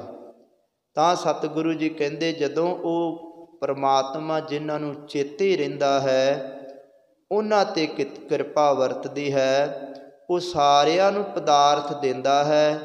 ਜਦੋਂ ਉਹਦੇ ਕੋਈ ਹੁਕਮ ਦੀ ਉਲੰਘਣਾ ਕਰਦਾ ਹੈ, ਜਦੋਂ ਉਹਦਾ ਚੇਤਾ ਭੁਲਾ ਦਿੰਦਾ ਹੈ ਮਨੁੱਖ, ਉਹ ਆਪਣੀ ਫਿਰ ਇਹੋ ਜਿਹੀ ਖੇਡ ਵਰਤਦਾ ਹੈ, ਜੀ ਲੈ ਫਿਰ ਦੇਹ, ਭਾਵ ਕਿ ਖੋਹ ਲੈਂਦਾ ਹੈ ਅਤੇ ਉਹ ਦੇਣ ਵਾਲਾ ਵੀ ਉਹ ਆਪ ਹੈ। ਗਾਵੈ ਕੋ ਜੀ ਲੈ ਫਿਰ ਦੇਹ, ਅਤੇ ਤਨ ਖੇਹ, ਇੱਕ ਖਿਣ ਦੇ ਵਿੱਚ ਉਹ ਖੇਹ ਕਰ ਦਿੰਦਾ ਹੈ। ਇਹਦੇ ਵਿੱਚ ਇਹ ਵੀ ਕਿਹਾ ਹੈ ਕਿਉਂਕਿ ਮਹਾਂਪੁਰਖਾਂ ਨੇ ਜਿਹੜੇ ਨੇ ਇਸ ਪੰਕਤੀਆਂ ਦੇ 5-5, 6-6 ਅਰਥ ਕੀਤੇ ਨੇ। ਜੇ ਆਪਾਂ 5-5, 6-6 ਅਰਥ ਵਿਚਾਰੀਏ ਆਪਣੀ ਸਮਝ ਵਿੱਚ ਨਹੀਂ ਪੈਣੇ, ਕਿਉਂਕਿ ਆਪਣੀ ਬੁੱਧੀ ਦੀ ਉਨੀ ਪਕੜ ਨਹੀਂ ਹੈ। ਉਹਨਾਂ ਨੇ ਬ੍ਰਹਮ ਦੀ ਅਵਸਥਾ ਦੇ ਵਿੱਚ ਇਸ ਪਰਮਾਤਮਾ ਦੀ ਬਾਣੀ ਦੇ ਅਰਥ ਕੀਤੇ ਨੇ। ਆਪਾਂ ਤਾਂ ਸਰਲ ਅਰਥ ਕਰ ਰਹੇ ਹਾਂ ਕਿ ਆਪਾਂ ਨੂੰ ਸਮਝ ਪੈ ਸਕੇ। ਧੰਨ ਗੁਰੂ ਨਾਨਕ ਦੇਵ ਸੱਚੇ ਪਾਤਸ਼ਾਹ ਦੀ ਗੁਰਬਾਣੀ ਅਤੇ ਕੀ ਕਹਿੰਦੀ ਹੈ ਸਾਨੂੰ। ਅਤੇ ਕਹਿੰਦੇ ਗਾਵੈ ਕੋ ਜੀ ਲੈ ਫਿਰ ਦੇਹ, ਕਿ ਜਿਹੜੇ ਜੀਵ ਉਹਨੂੰ ਗਾਉਂਦੇ ਨੇ, ਉਹਦੀ ਸਿਫਤ ਸਲਾਹ ਕਰਦੇ ਨੇ, ਕਹਿੰਦੇ ਉਹਨਾਂ ਨੂੰ ਉਹ ਰਿੱਧੀਆਂ ਸਿੱਧੀਆਂ ਦੇ ਦਿੰਦਾ ਹੈ, ਸ਼ਕਤੀ ਦੇ ਦਿੰਦਾ ਹੈ, ਆਪਣੀ ਪਾਵਰ ਦੇ ਦਿੰਦਾ ਹੈ। ਕਹਿੰਦੇ ਕਿ ਧੰਨ ਗੁਰੂ ਹਰਿਰਾਏ ਸਾਹਿਬ ਸੱਚੇ ਪਾਤਸ਼ਾਹ ਜੀ ਦੇ ਪੁੱਤਰ ਰਾਮ ਰਾਏ ਜਿਹੜੇ ਹੋਏ ਨੇ, ਕਹਿੰਦੇ ਕਿ ਉਹ ਸ਼ਕਤੀਆਂ ਜਦੋਂ 7ਵੇਂ ਪਾਤਸ਼ਾਹ ਜੀ ਕੋਲੋਂ ਉਹਨੂੰ ਮਿਲ ਚੁੱਕੀਆਂ ਸਨ, ਕਿਸੇ ਕਾਰਨ ਕਰਕੇ ਲੋਭ ਵਸ ਹੋ ਕੇ ਉਹਨਾਂ ਨੇ ਮਿੱਟੀ ਮੁਸਲਮਾਨ ਦੀ ਕਹਿਣ ਦੀ ਬਜਾਏ ਮਿੱਟੀ ਬੇਈਮਾਨ ਕੀ ਕਿਹਾ ਸੀ। ਆਸਾ ਕੀ ਵਾਰ ਦੀ ਤੁਕ ਦੀ ਜਿਹੜੀ ਸੀਗੀ ਉਹ ਨਰਾਦਰੀ ਕੀਤੀ ਸੀਗੀ। ਅਤੇ ਗੁਰੂ 7ਵੇਂ ਪਾਤਸ਼ਾਹ ਜੀ ਨੇ, ਹਰਿਰਾਏ ਸਾਹਿਬ ਸੱਚੇ ਪਾਤਸ਼ਾਹ ਜੀ ਨੇ ਉਹਨਾਂ ਨੇ ਕਹਿ ਦਿੱਤਾ ਸੀ ਹੁਣ ਮੈਨੂੰ ਮੁੱਖ ਨਾ ਵਿਖਾਵੇ, ਕਿ ਉਹਨਾਂ ਨੇ ਗੁਰੂ ਨਾਨਕ ਦੇਵ ਸੱਚੇ ਪਾਤਸ਼ਾਹ ਜੀ ਦੀ ਜਿਹੜੀ ਬਾਣੀ ਦੀ ਗੱਲ ਜਿਹੜੀ ਹੈ ਉਹ ਬਦਲ ਕੱਤੀ ਹੈ, ਨਿੰਦਿਆ ਕੀਤੀ। ਕਿਉਂਕਿ ਉਹ ਜਿਹੜਾ ਜਹਾਂਗੀਰ ਸੀਗਾ ਔਰੰਗਜ਼ੇਬ, ਉਹਨੇ ਜਦੋਂ ਇਹ ਸੁਣਿਆ ਕਿ ਮਿੱਟੀ ਜਿਹੜੀ ਮੁਸਲਮਾਨ ਕੀ ਕਿਉਂ ਲਿਖਿਆ ਹੈ, ਚੜ੍ਹ ਪਏ ਅੰਗਿਆਰ। ਹੁਣ ਇਹਦਾ ਅਰਥ ਇਹ ਸੀਗਾ ਕਿ ਜਿਵੇਂ ਆਪਾਂ ਕੋਈ ਜੀਵ ਮਰਦਾ ਹੈ, ਉਹਦਾ ਆਪਾਂ ਸੰਸਕਾਰ ਕਰਦੇ ਹਾਂ ਅਤੇ ਉਹ ਮਿੱਟੀ ਦੇ ਨਾਲ ਮਿੱਟੀ ਮਿਲ ਜਾਂਦੀ ਹੈ। ਅਤੇ ਹੁਣ ਮੁਸਲਮਾਨ ਜਿਹੜੇ ਨੇ, ਇਸਲਾਮ ਧਰਮ ਵਾਲੇ ਜਾਂ ਈਸਾਈ ਧਰਮ, ਉਹ ਮਨੁੱਖ ਨੂੰ ਦੱਬਦੇ ਨੇ, ਭਾਵ ਕਿ ਜਦੋਂ ਮ੍ਰਿਤੂ ਹੋ ਜਾਂਦੀ ਦੱਬਦੇ ਨੇ। ਅਤੇ ਕਹਿੰਦੇ ਜਿੱਥੇ ਉਹ ਦੱਬਿਆ ਹੁੰਦਾ ਹੈ ਮਨੁੱਖ, ਉੱਥੋਂ ਕਹਿੰਦੇ ਕਿ ਜਿਹੜਾ ਘੁਮਿਆਰ ਹੈ ਘੜੇ ਬਣਾਉਣ ਵਾਲਾ, ਚਲੋ ਹੁਣ ਤਾਂ ਸਮਾਂ ਬਹੁਤ ਬਦਲ ਗਿਆ, ਉਦੋਂ ਘੁਮਿਆਰ ਕੀ ਕਰਦੇ ਸੀ, ਜਿੱਥੇ ਮਨੁੱਖ ਦੇ ਦੱਬਿਆ ਹੁੰਦਾ ਸੀ ਉਹ ਮਿੱਟੀ ਜਿਹੜੀ ਬੜੀ ਸੌਫਟ ਜਿਹੜੀ ਮਿੱਟੀ ਹੋ ਜਾਂਦੀ ਸੀ, ਜਿੱਥੇ ਮਨੁੱਖ ਨੂੰ ਦੱਬਿਆ ਹੁੰਦਾ ਸੀ, ਉਹ ਮਿੱਟੀ ਲਿਆ ਕੇ ਜਿਹੜੇ ਘੁਮਿਆਰ ਸਨ ਉਹ ਮਿੱਟੀ ਨੂੰ ਪਕਾ ਕੇ, ਭਾਵ ਕਿ ਘੜੇ ਬਣਾ ਕੇ ਅਤੇ ਉਹਨੂੰ ਅੱਗ ਦੇ ਵਿੱਚ ਪਕਾਉਂਦੇ ਸਨ। ਤਾਂ ਸਤਿਗੁਰੂ ਜੀ ਕਹਿੰਦੇ ਉਹ ਦੱਬਿਆ ਕੀ ਹੋ ਗਿਆ ਫਿਰ, ਮਿੱਟੀ ਮੁਸਲਮਾਨ ਕੀ ਪੇੜੇ ਪਈ ਘੁਮਿਆਰ, ਘੜ ਭਾਂਡੇ ਇੱਟਾਂ ਕੀਆਂ, ਜਲਦੀ ਕਰੇ ਪੁਕਾਰ, ਜਲ ਜਲ ਹੋਵੇ ਬੱਪੜੀ, ਚੜ੍ਹ ਪਵੇ ਅੰਗਿਆਰ। ਸਤਿਗੁਰੂ ਜੀ ਕਹਿੰਦੇ ਜਿਵੇਂ ਉਹ ਘੜਾ ਬਣਾਉਂਦਾ ਹੈ, ਉਹ ਫਿਰ ਘੜੇ ਨੂੰ ਭਾਵ ਕਿ ਅੱਗ ਦੇ ਵਿੱਚ ਰੱਖਦਾ ਹੈ, ਉਹ ਪੱਕਦੀ ਹੈ ਚੰਗਿਆੜਿਆਂ ਦੇ ਨਾਲ, ਭਾਵ ਕਿ ਚੜ੍ਹ ਪਵੇ ਅੰਗਿਆਰ। ਕਹਿੰਦੇ ਉਹ ਮਿੱਟੀ ਤਾਂ ਮਨੁੱਖ ਦੀ ਫੇਰ ਅੱਗ ਦੇ ਵਿੱਚ ਹੀ ਸੜ ਗਈ, ਭਾਵ ਕਿ ਅਸੀਂ ਜਲਾਉਂਦੇ ਹਾਂ, ਸੜਦੇ ਹਾਂ, ਭਾਵ ਕਿ ਸੜਨ ਦੇ ਨਾਲ ਉਹ ਸਰੀਰ ਸਵਾਹ ਹੋ ਜਾਂਦਾ ਹੈ। ਕਹਿੰਦੇ ਤੁਹਾਡਾ ਵੀ ਇਸੇ ਤਰ੍ਹਾਂ ਹੀ ਜਿਹੜਾ ਮਨੁੱਖ ਦੱਬਦੇ ਹੋ ਉਹ ਸੜ ਕੇ ਸਵਾਹ ਹੀ ਹੁੰਦਾ ਹੈ, ਅੱਗ ਦੇ ਵਿੱਚ ਹੀ ਪੈਂਦਾ ਹੈ। ਉੱਥੇ ਰਾਮ ਰਾਏ ਨੇ ਉਹ ਪੰਕਤੀ ਬਦਲ ਦਿੱਤੀ, ਕਹਿੰਦੇ ਨਹੀਂ, ਇਹ ਪੰਕਤੀ ਬੇਈਮਾਨ ਕੀ ਲਿਖਿਆ ਹੈ, ਭਾਵ ਕਿ ਬੇਈਮਾਨ ਕੀ ਲਿਖਿਆ ਹੈ। ਗੁਰੂ ਨਾਨਕ ਨੇ ਇਹ ਮੁਸਲਮਾਨ ਕੀ ਨਹੀਂ ਲਿਖਿਆ। ਕਹਿੰਦੇ ਉਦੋਂ ਉਹਨਾਂ ਨੂੰ ਕਹਿ ਦਿੱਤਾ ਕਿ ਸਾਨੂੰ ਇਹ ਮੁੱਖ ਨਾ ਵਿਖਾਵੇ ਅਤੇ ਜਿੱਧਰ ਹੈ ਉੱਧਰ ਹੀ ਚਲਿਆ ਜਾਵੇ। ਇਸ ਤਰ੍ਹਾਂ ਕਰਕੇ ਕਹਿੰਦੇ ਉਹਨਾਂ ਨੂੰ ਸ਼ਕਤੀਆਂ ਮਿਲੀਆਂ ਸਨ। ਅਤੇ ਕਹਿੰਦੇ ਕਿ ਇੱਕ ਵਾਰੀ ਉਹਨਾਂ ਨੇ ਕੀ ਕੀਤਾ, ਰਾਮ ਰਾਏ ਜੀ ਨੇ, ਕਹਿੰਦੇ ਕਿ ਜਦੋਂ ਬੈਠੇ ਘਰੇ ਤੇ ਆਪਣੇ ਘਰ ਦੀ ਗੁਰੂ ਕੇ ਮਹਿਲ ਨੂੰ ਕਹਿੰਦੇ ਪੰਜਾਬ ਕੌਰ ਨੂੰ, ਕਹਿੰਦੇ ਕਿ ਕੋਈ ਸਿੱਖ ਹੈ ਮੈਨੂੰ ਯਾਦ ਕਰ ਰਿਹਾ ਹੈ, ਇਸ ਤਰ੍ਹਾਂ ਹੈ ਮੈਂ ਕਮਰੇ ਦੇ ਵਿੱਚ ਬੈਠ ਜਾਣਾ ਹੈ, ਬੂਹਾ ਲਾ ਲੈਣਾ ਹੈ ਅਤੇ ਮੈਂ ਉਹ ਸਿੱਖ ਦੀ ਜਾ ਕੇ ਰੱਖਿਆ ਕਰਨੀ ਹੈ। ਅਤੇ ਪੰਜਾਬ ਕੌਰ ਤੂੰ ਧਿਆਨ ਰੱਖੀ ਮੇਰੇ ਸਰੀਰ ਨੂੰ ਕੋਈ ਨਾ ਛੇੜੇ, ਮੇਰੇ ਸਰੀਰ ਨੂੰ ਕੋਈ ਨਾ ਹਿਲਾਵੇ, ਇਹ ਧਿਆਨ ਰੱਖੀ ਨਾ ਕੋਈ ਆਵੇ ਇਹਦੇ ਲਾਗੇ, ਇਹਦੀ ਤੇਰੀ ਜ਼ਿੰਮੇਵਾਰੀ ਹੈ ਕਿ ਮੈਂ ਛੇਤੀ ਮੋੜ ਆਵਾਂਗਾ। ਜੇ ਟਾਈਮ ਵੀ ਕੁਝ ਚਿਰ ਲੱਗ ਗਿਆ ਇਹ ਨਾ ਸੋਚਿਓ ਕਿਤੇ ਮੇਰੇ ਸਰੀਰ ਦਾ ਸੰਸਕਾਰ ਨਾ ਕਰ ਦਿਓ, ਕਿਉਂਕਿ ਮੈਂ ਆ ਜਾਣਾ ਹੈ ਵਾਪਸ। ਕਹਿੰਦੇ ਕਿ ਇਸੇ ਤਰ੍ਹਾਂ ਰਾਮ ਰਾਏ ਨੇ ਕੀਤਾ, ਸ਼ਕਤੀ ਮਿਲੀ ਸੀ, ਆਪਣੇ ਸ਼ਕਤੀ ਬਲ ਦੇ ਨਾਲ ਕਿਸੇ ਗੁਰਸਿੱਖ ਦੀ ਉਹ ਸਹਾਇਤਾ ਕਰਨ ਗਏ, ਭਾਵ ਕਿ ਕਮਰੇ ਦੇ ਵਿੱਚ ਬੈਠ ਗਏ, ਦਸਮ ਦੁਆਰ ਥਾਣੀ ਨਿਕਲ ਕੇ ਆਪਣੀ ਆਤਮਾ ਨੂੰ ਕੱਢ ਕੇ ਉੱਥੇ ਪਹੁੰਚ ਗਏ। ਉਹ ਗੁਰਸਿੱਖ ਦੀ ਜਾ ਕੇ ਸੇਵਾ ਕਰਦੇ ਨੇ। ਇੱਧਰੋਂ ਸ਼ਾਮ ਪੈ ਗਈ। ਹੁਣ ਜਿਹੜੇ ਮਸੰਦ ਕੋਲ ਰਹਿੰਦੇ ਸਨ, ਸੇਵਾ ਕਰਦੇ ਸਨ, ਉਹ ਕਹਿੰਦੇ ਅੱਜ ਗੁਰੂ ਬਾਹਰ ਨਹੀਂ ਆਇਆ, ਅੱਜ ਗੁਰੂ ਕਿਉਂ ਨਹੀਂ ਬਾਹਰ ਆਇਆ। ਪੰਜਾਬ ਕੌਰ ਨੇ ਕਿਹਾ ਕਿ ਉਹ ਮੈਨੂੰ ਸਾਈਂ ਜੀ ਕਹਿ ਕੇ ਗਏ ਨੇ ਮੈਂ ਆ ਜਾਵਾਂਗਾ, ਉਹ ਕਿਸੇ ਗੁਰਸਿੱਖ ਦੀ ਸੇਵਾ ਕਰਨ ਗਏ ਨੇ, ਸਹਾਇਤਾ ਕਰਨ ਗਏ ਨੇ। ਕਹਿੰਦੇ ਕਿ ਚਲੋ, ਉਹਨਾਂ ਨੇ ਕਿਹਾ ਨਹੀਂ ਤੈਨੂੰ ਦੱਸਿਆ ਨਹੀਂ ਹੋਣਾ, ਉਹ ਮਰ ਗਿਆ ਲੱਗਦਾ, ਤੈਨੂੰ ਹੌਸਲਾ ਤੈਨੂੰ ਭਰੋਸਾ ਦੇ ਕੇ ਗਿਆ ਕਿ ਕਿਤੇ ਮਗਰੋਂ ਰੋਵੇ ਨਾ। ਕਹਿੰਦੇ ਕਿ ਉਹਨੇ ਫਿਰ ਕਿਹਾ ਨਹੀਂ ਮੈਨੂੰ ਕਹਿ ਕੇ ਗਏ, ਮੈਨੂੰ ਵਿਸ਼ਵਾਸ ਹੈ। ਚਲੋ ਜੀ, ਇੱਕ ਦਿਨ ਲੰਘਿਆ, ਰਾਤ ਲੰਘ ਗਈ, ਦੂਜਾ ਦਿਨ ਚੜ੍ਹ ਗਿਆ। ਕਹਿੰਦੇ ਉਹ ਮੁੜੇ ਨਾ, ਜਦੋਂ ਮੁੜੇ ਨਾ ਅਤੇ ਉਹਨਾਂ ਨੇ ਕੀ ਕੀਤਾ, ਜ਼ੋਰ ਦੇ ਕੇ ਪੰਜਾਬ ਕੌਰ ਡੱਕਦੀ ਰਹੀ। ਕਹਿੰਦੇ ਨਹੀਂ ਤੈਨੂੰ ਹੌਸਲਾ ਦੇ ਕੇ ਗਏ ਨੇ, ਕਿਤੇ ਮਗਰੋਂ ਰੋਵੇ ਨਾ, ਸਰੀਰ ਛੱਡ ਜਾਣਾ ਹੈ। ਕਹਿੰਦੇ ਨਹੀਂ ਇੱਦਾਂ ਨਹੀਂ ਹੋਣਾ। ਕਹਿੰਦੇ ਉਹਨਾਂ ਨੇ ਮਸੰਦਾਂ ਨੇ ਜ਼ੋਰ ਦੇ ਕੇ ਬੂਹਾ ਭੰਨ ਕੇ ਉਹਨਾਂ ਦਾ ਸਰੀਰ ਕੱਢ ਲਿਆਂਦਾ, ਅਰਥੀ 'ਤੇ ਪਾ ਦਿੱਤਾ। ਜਦੋਂ ਅਰਥੀ 'ਤੇ ਇਸ਼ਨਾਨ ਕਰਾਉਣ ਲੱਗੇ, ਕਹਿੰਦੇ ਜਦੋਂ ਇਸ਼ਨਾਨ ਕਰਾਇਆ ਅਤੇ ਵੇਖਿਆ ਅਤੇ ਸਰੀਰ ਜਿਉਂਦਾ ਹੈ।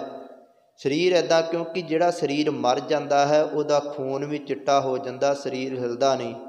ਜਿਹਦੀ ਇਸ ਤਰ੍ਹਾਂ ਖੇਡ ਵਰਤਦੀ ਹੈ ਪਰਮਾਤਮਾ ਦੀ ਸ਼ਕਤੀ ਦੇ ਨਾਲ, ਉਹ ਪਰਮਾਤਮਾ ਉਸ ਸਰੀਰ ਦੀ ਰੱਖਿਆ ਕਰਦਾ ਹੈ, ਉਹ ਸਰੀਰ ਜਿਉਂਦਾ ਹੀ ਹੁੰਦਾ ਹੈ। ਕਹਿੰਦੇ ਕਿ ਉਹ ਜਦੋਂ ਇੱਦਾਂ ਵੇਖਿਆ ਅਤੇ ਪੰਜਾਬ ਕੌਰ ਕਹਿੰਦੀ ਦੇਖੋ ਤੁਹਾਨੂੰ ਲੱਗਦਾ ਨਹੀਂ ਇਹ ਸਰੀਰ ਜਿਉਂਦਾ ਹੈ, ਜੇ ਉਹ ਗਏ ਹੋਏ ਨੇ ਤੁਸੀਂ ਮੰਨਦੇ ਨਹੀਂ ਗੱਲ।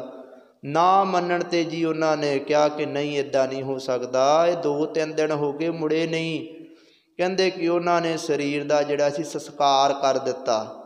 ਜੋ ਸੰਸਕਾਰ ਕੀਤਾ ਅਤੇ ਉਹ ਮੁੜ ਕੇ ਆਏ, ਜਦੋਂ ਵਾਪਸ ਉਹਨਾਂ ਦੀ ਆਤਮਾ ਜਦੋਂ ਬਲ ਦੇ ਨਾਲ ਆਏ ਵਾਪਸ, ਅਤੇ ਪੰਜਾਬ ਕੌਰ ਨੂੰ ਕਹਿੰਦੇ ਨੇ ਕਿ ਇਹ ਕੀ ਕਰ ਦਿੱਤਾ। ਕਹਿੰਦੇ ਮਸੰਦ ਆਖੇ ਨਹੀਂ ਲੱਗੇ ਮੇਰੇ, ਇਹਦੇ ਆਖੇ ਨਹੀਂ ਲੱਗੇ, ਤੁਹਾਡੇ ਸਰੀਰ ਦਾ ਸੰਸਕਾਰ ਹੋ ਗਿਆ। ਕਿ ਅੱਧਾ ਸਰੀਰ ਜਦੋਂ ਸੜ ਗਿਆ ਸੀ, ਕਹਿੰਦਾ ਸੀ ਹੁਣ ਮੈਂ ਸਰੀਰ 'ਚ ਵੜ ਕੇ ਕੀ ਕਰਨਾ, ਇਹ ਤਾਂ ਸੜ ਚੁੱਕਿਆ ਹੈ ਅੱਧਾ। ਕਹਿੰਦੇ ਜੋ ਹੋਣਾ ਸੀ ਭਾਣਾ ਵਰਤ ਗਿਆ। ਕਹਿੰਦੇ ਕਿ ਉਹ ਮਸੰਦ ਫਿਰ ਜਿਹੜੇ ਸਨ, 10ਵੇਂ ਪਾਤਸ਼ਾਹ ਜੀ ਨੇ ਉਦੋਂ 10ਵੇਂ ਜਾਮੇ ਦੇ ਵਿੱਚ ਉਹ ਮਸੰਦ ਸਾੜੇ ਸਨ। ਫਿਰ ਕਹਿੰਦੇ ਕਿ ਤੁਸੀਂ ਆਪਣੇ ਗੁਰੂ ਦੀ ਗੱਲ ਨਹੀਂ ਮੰਨੀ, ਗੁਰੂ ਦਾ ਹੁਕਮ ਨਹੀਂ ਮੰਨਿਆ। ਉਹ ਸਮੇਂ ਦਾ ਗੁਰੂ ਸੀਗਾ, ਤੁਹਾਡਾ ਸਿੱਖ ਗੁਰੂ ਸੀਗਾ, ਤੁਸੀਂ ਗੱਲ ਨਹੀਂ ਮੰਨੀ। ਅਤੇ ਕਹਿੰਦੇ ਉਹ ਫਿਰ ਮਸੰਦ ਸਤਿਗੁਰਾਂ ਨੇ ਸਾੜੇ ਸਨ। ਅਤੇ ਇੱਕ ਮਸੰਦ ਹੋਰ ਵੀ ਸਾੜੇ ਸਨ ਜਿਨ੍ਹਾਂ ਨੇ ਗੁਰੂ ਘਰ ਦੀ ਗਰਾਹੀ ਖਾਧੀ ਸੀਗੀ, ਕਿਉਂਕਿ ਗਰਾਹੀ ਕਰਨ ਜਾਂਦੇ ਸਨ ਅਤੇ ਉਹ ਆਪਦੀ ਹੀ ਉਪਜੀਵਿਕਾ ਤੋਰਦੇ ਸਨ। ਸੰਗਤਾਂ ਕੋਲੋਂ ਲੈ ਆਉਣਾ ਇਕੱਠਾ ਕਰਕੇ, ਉਹਨਾਂ ਨੇ ਆਪਦਾ ਹੀ ਕੰਮ ਚਲਾਉਣਾ। ਅਤੇ ਸਤਿਗੁਰੂ 10ਵੇਂ ਪਾਤਸ਼ਾਹ ਜੀ ਨੂੰ ਕਿਹਾ ਗੁਰਸਿੱਖਾਂ ਨੇ, ਮਹਾਰਾਜ ਗਰਾਹੀ ਨਹੀਂ ਪੂਰੀ ਇੱਥੇ ਪਹੁੰਚਦੀ। ਅਤੇ ਕਹਿੰਦੇ ਕੀ ਕਾਰਨ, ਮਸੰਦ ਦਿੰਦੇ ਨਹੀਂ ਗਰਾਹੀ। ਕਹਿੰਦੇ ਜਾਂਦੇ ਤੇ ਹੈਗੇ ਹੈ ਪਰ ਖਾਲੀ ਆ ਜਾਂਦੇ ਹੈ, ਪਤਾ ਨਹੀਂ ਸੰਗਤ ਨਹੀਂ ਦਿੰਦੀ, ਪਤਾ ਨਹੀਂ ਗਰਾਹੀ ਕਿੱਥੇ ਜਾਂਦੀ ਹੈ। ਅਤੇ ਧੰਨ ਗੁਰੂ 10ਵੇਂ ਪਾਤਸ਼ਾਹ ਜੀ ਅੰਤਰਜਾਮੀ ਸਨ, ਉਹਨਾਂ ਨੂੰ ਪਤਾ ਸੀ। ਕਹਿੰਦੇ ਚਲੋ ਅੱਜ ਮਸੰਦਾ ਸਾਰਿਆਂ ਨੂੰ ਇਕੱਠੇ ਕਰੋ, ਮੈਂ ਪੁੱਛਦਾ ਇਹਨਾਂ ਨੂੰ ਕਿੱਥੇ ਹੈ ਗਰਾਹੀ, ਕਿੱਥੇ ਜਾਂਦੀ ਹੈ। ਸਾਰਿਆਂ ਜਦੋਂ ਪਤਾ ਲੱਗਾ ਅੰਤਰਜਾਮੀ ਸਤਿਗੁਰੂ ਸੀ, ਗਰਾਈ ਕਿੱਥੇ ਜਾਂਦੀ ਹੈ, ਉਹਨਾਂ ਨੇ ਕਿਹਾ ਚਲੋ ਅੱਜ ਇਹਨਾਂ ਨੂੰ ਖੁਸ਼ੀਆਂ ਸਰੋਪੇ ਦਿੰਦੇ ਹਾਂ। ਸਤਿਗੁਰਾਂ ਨੇ ਇਹ ਖੇਡ ਵਰਤਾਈ। 10ਵੇਂ ਪਾਤਸ਼ਾਹ ਜੀ ਨੇ ਬੜੇ ਖੁਸ਼ ਹੋਏ, ਸੁਨੇਹਾ ਭੇਜਿਆ ਮਸੰਦਾਂ ਨੂੰ ਕਿ ਮਹਾਰਾਜ ਨੇ ਅੱਜ ਤੁਹਾਡੇ ਦੇ ਬੜੇ ਖੁਸ਼ ਨੇ, ਅੱਜ ਤੁਹਾਨੂੰ ਪਦਾਰਥ ਮਿਲਣੇ ਨੇ। ਸਤਿਗੁਰਾਂ ਨੇ ਇੱਕ ਭਾਵ ਕਿ ਇਤਿਹਾਸ ਦੇ ਵਿੱਚ ਲਿਖਿਆ ਹੈ, ਤੇਲ ਦਾ ਕੜਾਇਆ ਤਾਇਆ ਹੋਇਆ ਸੀਗਾ, ਸਰੋਂ ਦੇ ਤੇਲ ਦਾ ਕੜਾਇਆ ਗਰਮ ਕੀਤਾ ਹੋਇਆ ਸੀਗਾ। ਜਦੋਂ ਆਏ ਸਾਰੇ ਮਸੰਦ ਤੇ ਕਹਿੰਦੇ ਕਿ ਤੰਬੂ ਇਸ ਤਰ੍ਹਾਂ ਲਾਇਆ ਹੋਇਆ ਸੀਗਾ, ਤੇ ਸਿੱਖਾਂ ਨੂੰ ਕਿਹਾ ਸੀ ਸਤਿਗੁਰਾਂ ਨੇ, ਕਹਿੰਦੇ ਤੁਸੀਂ ਅੰਦਰੋਂ ਸਰੋਪੇ ਦੇਈ ਜਾਣੇ ਆ, ਮੈਂ ਇਹਨਾਂ ਨੂੰ ਕੜਾਏ 'ਚ ਸੁੱਟੀ ਜਾਣਾ।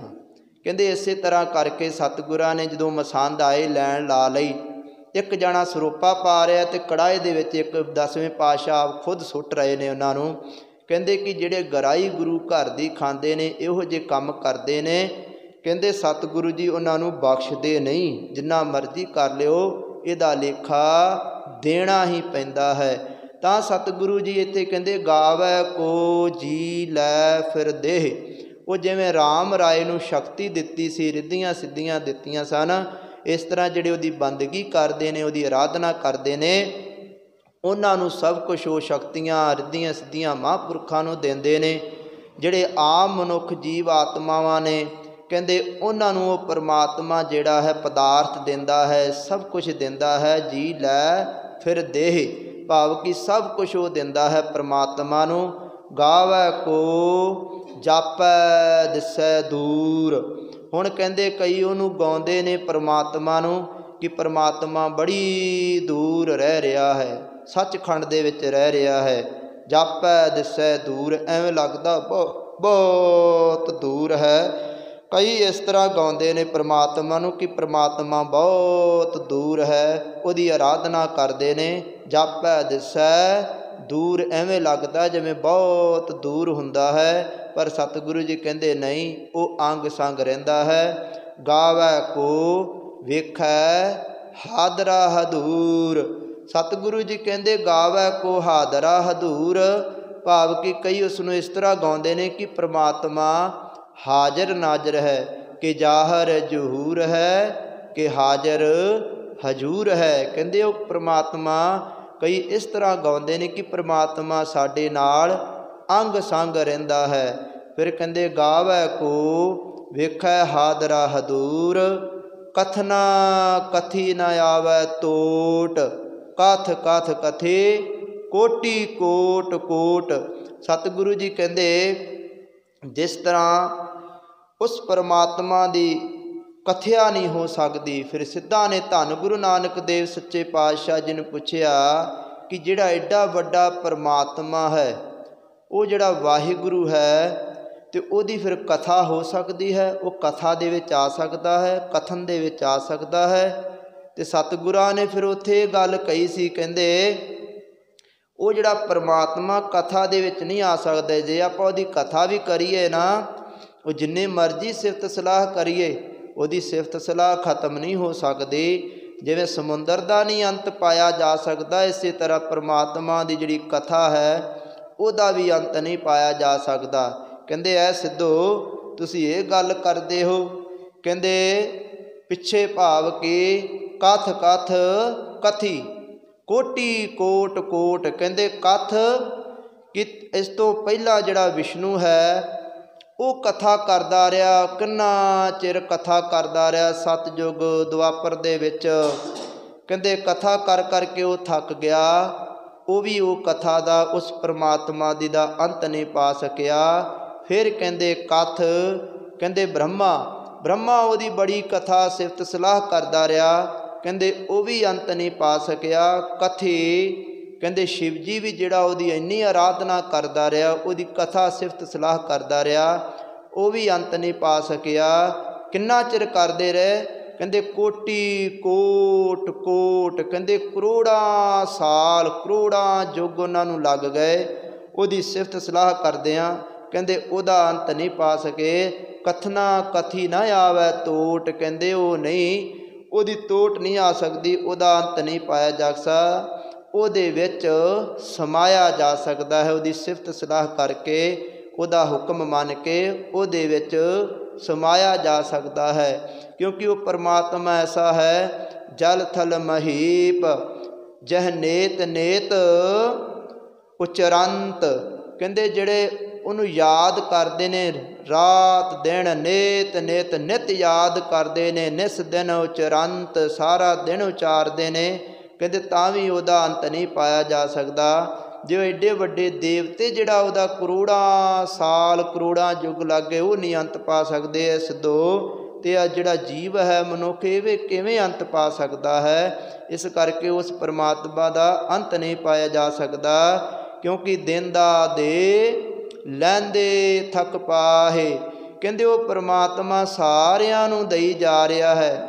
ਮਨੁੱਖ ਲੈ ਲੈ ਕੇ ਥੱਕ ਜਾਂਦੇ ਨੇ, ਥੱਕ ਪਾਹੇ ਭਾਵ ਕਿ ਲੈ ਲੈ ਕੇ ਲਈ ਜਾਂਦੇ ਪਦਾਰਥ ਥੱਕ ਜਾਂਦੇ ਨੇ, ਥੱਕ ਕੇ ਭਾਵ ਕਿ ਮਰ ਜਾਂਦੇ ਨੇ, ਉਹਨਾਂ ਨੂੰ ਹੋਰ ਜਨਮ ਮਿਲ ਜਾਂਦਾ, ਫਿਰ ਮੰਗਦੇ ਨੇ, ਫਿਰ ਥੱਕ ਜਾਂਦੇ ਨੇ, ਫਿਰ ਮਰ ਜਾਂਦੇ ਨੇ, ਫਿਰ ਲੈਂਦੇ ਨੇ।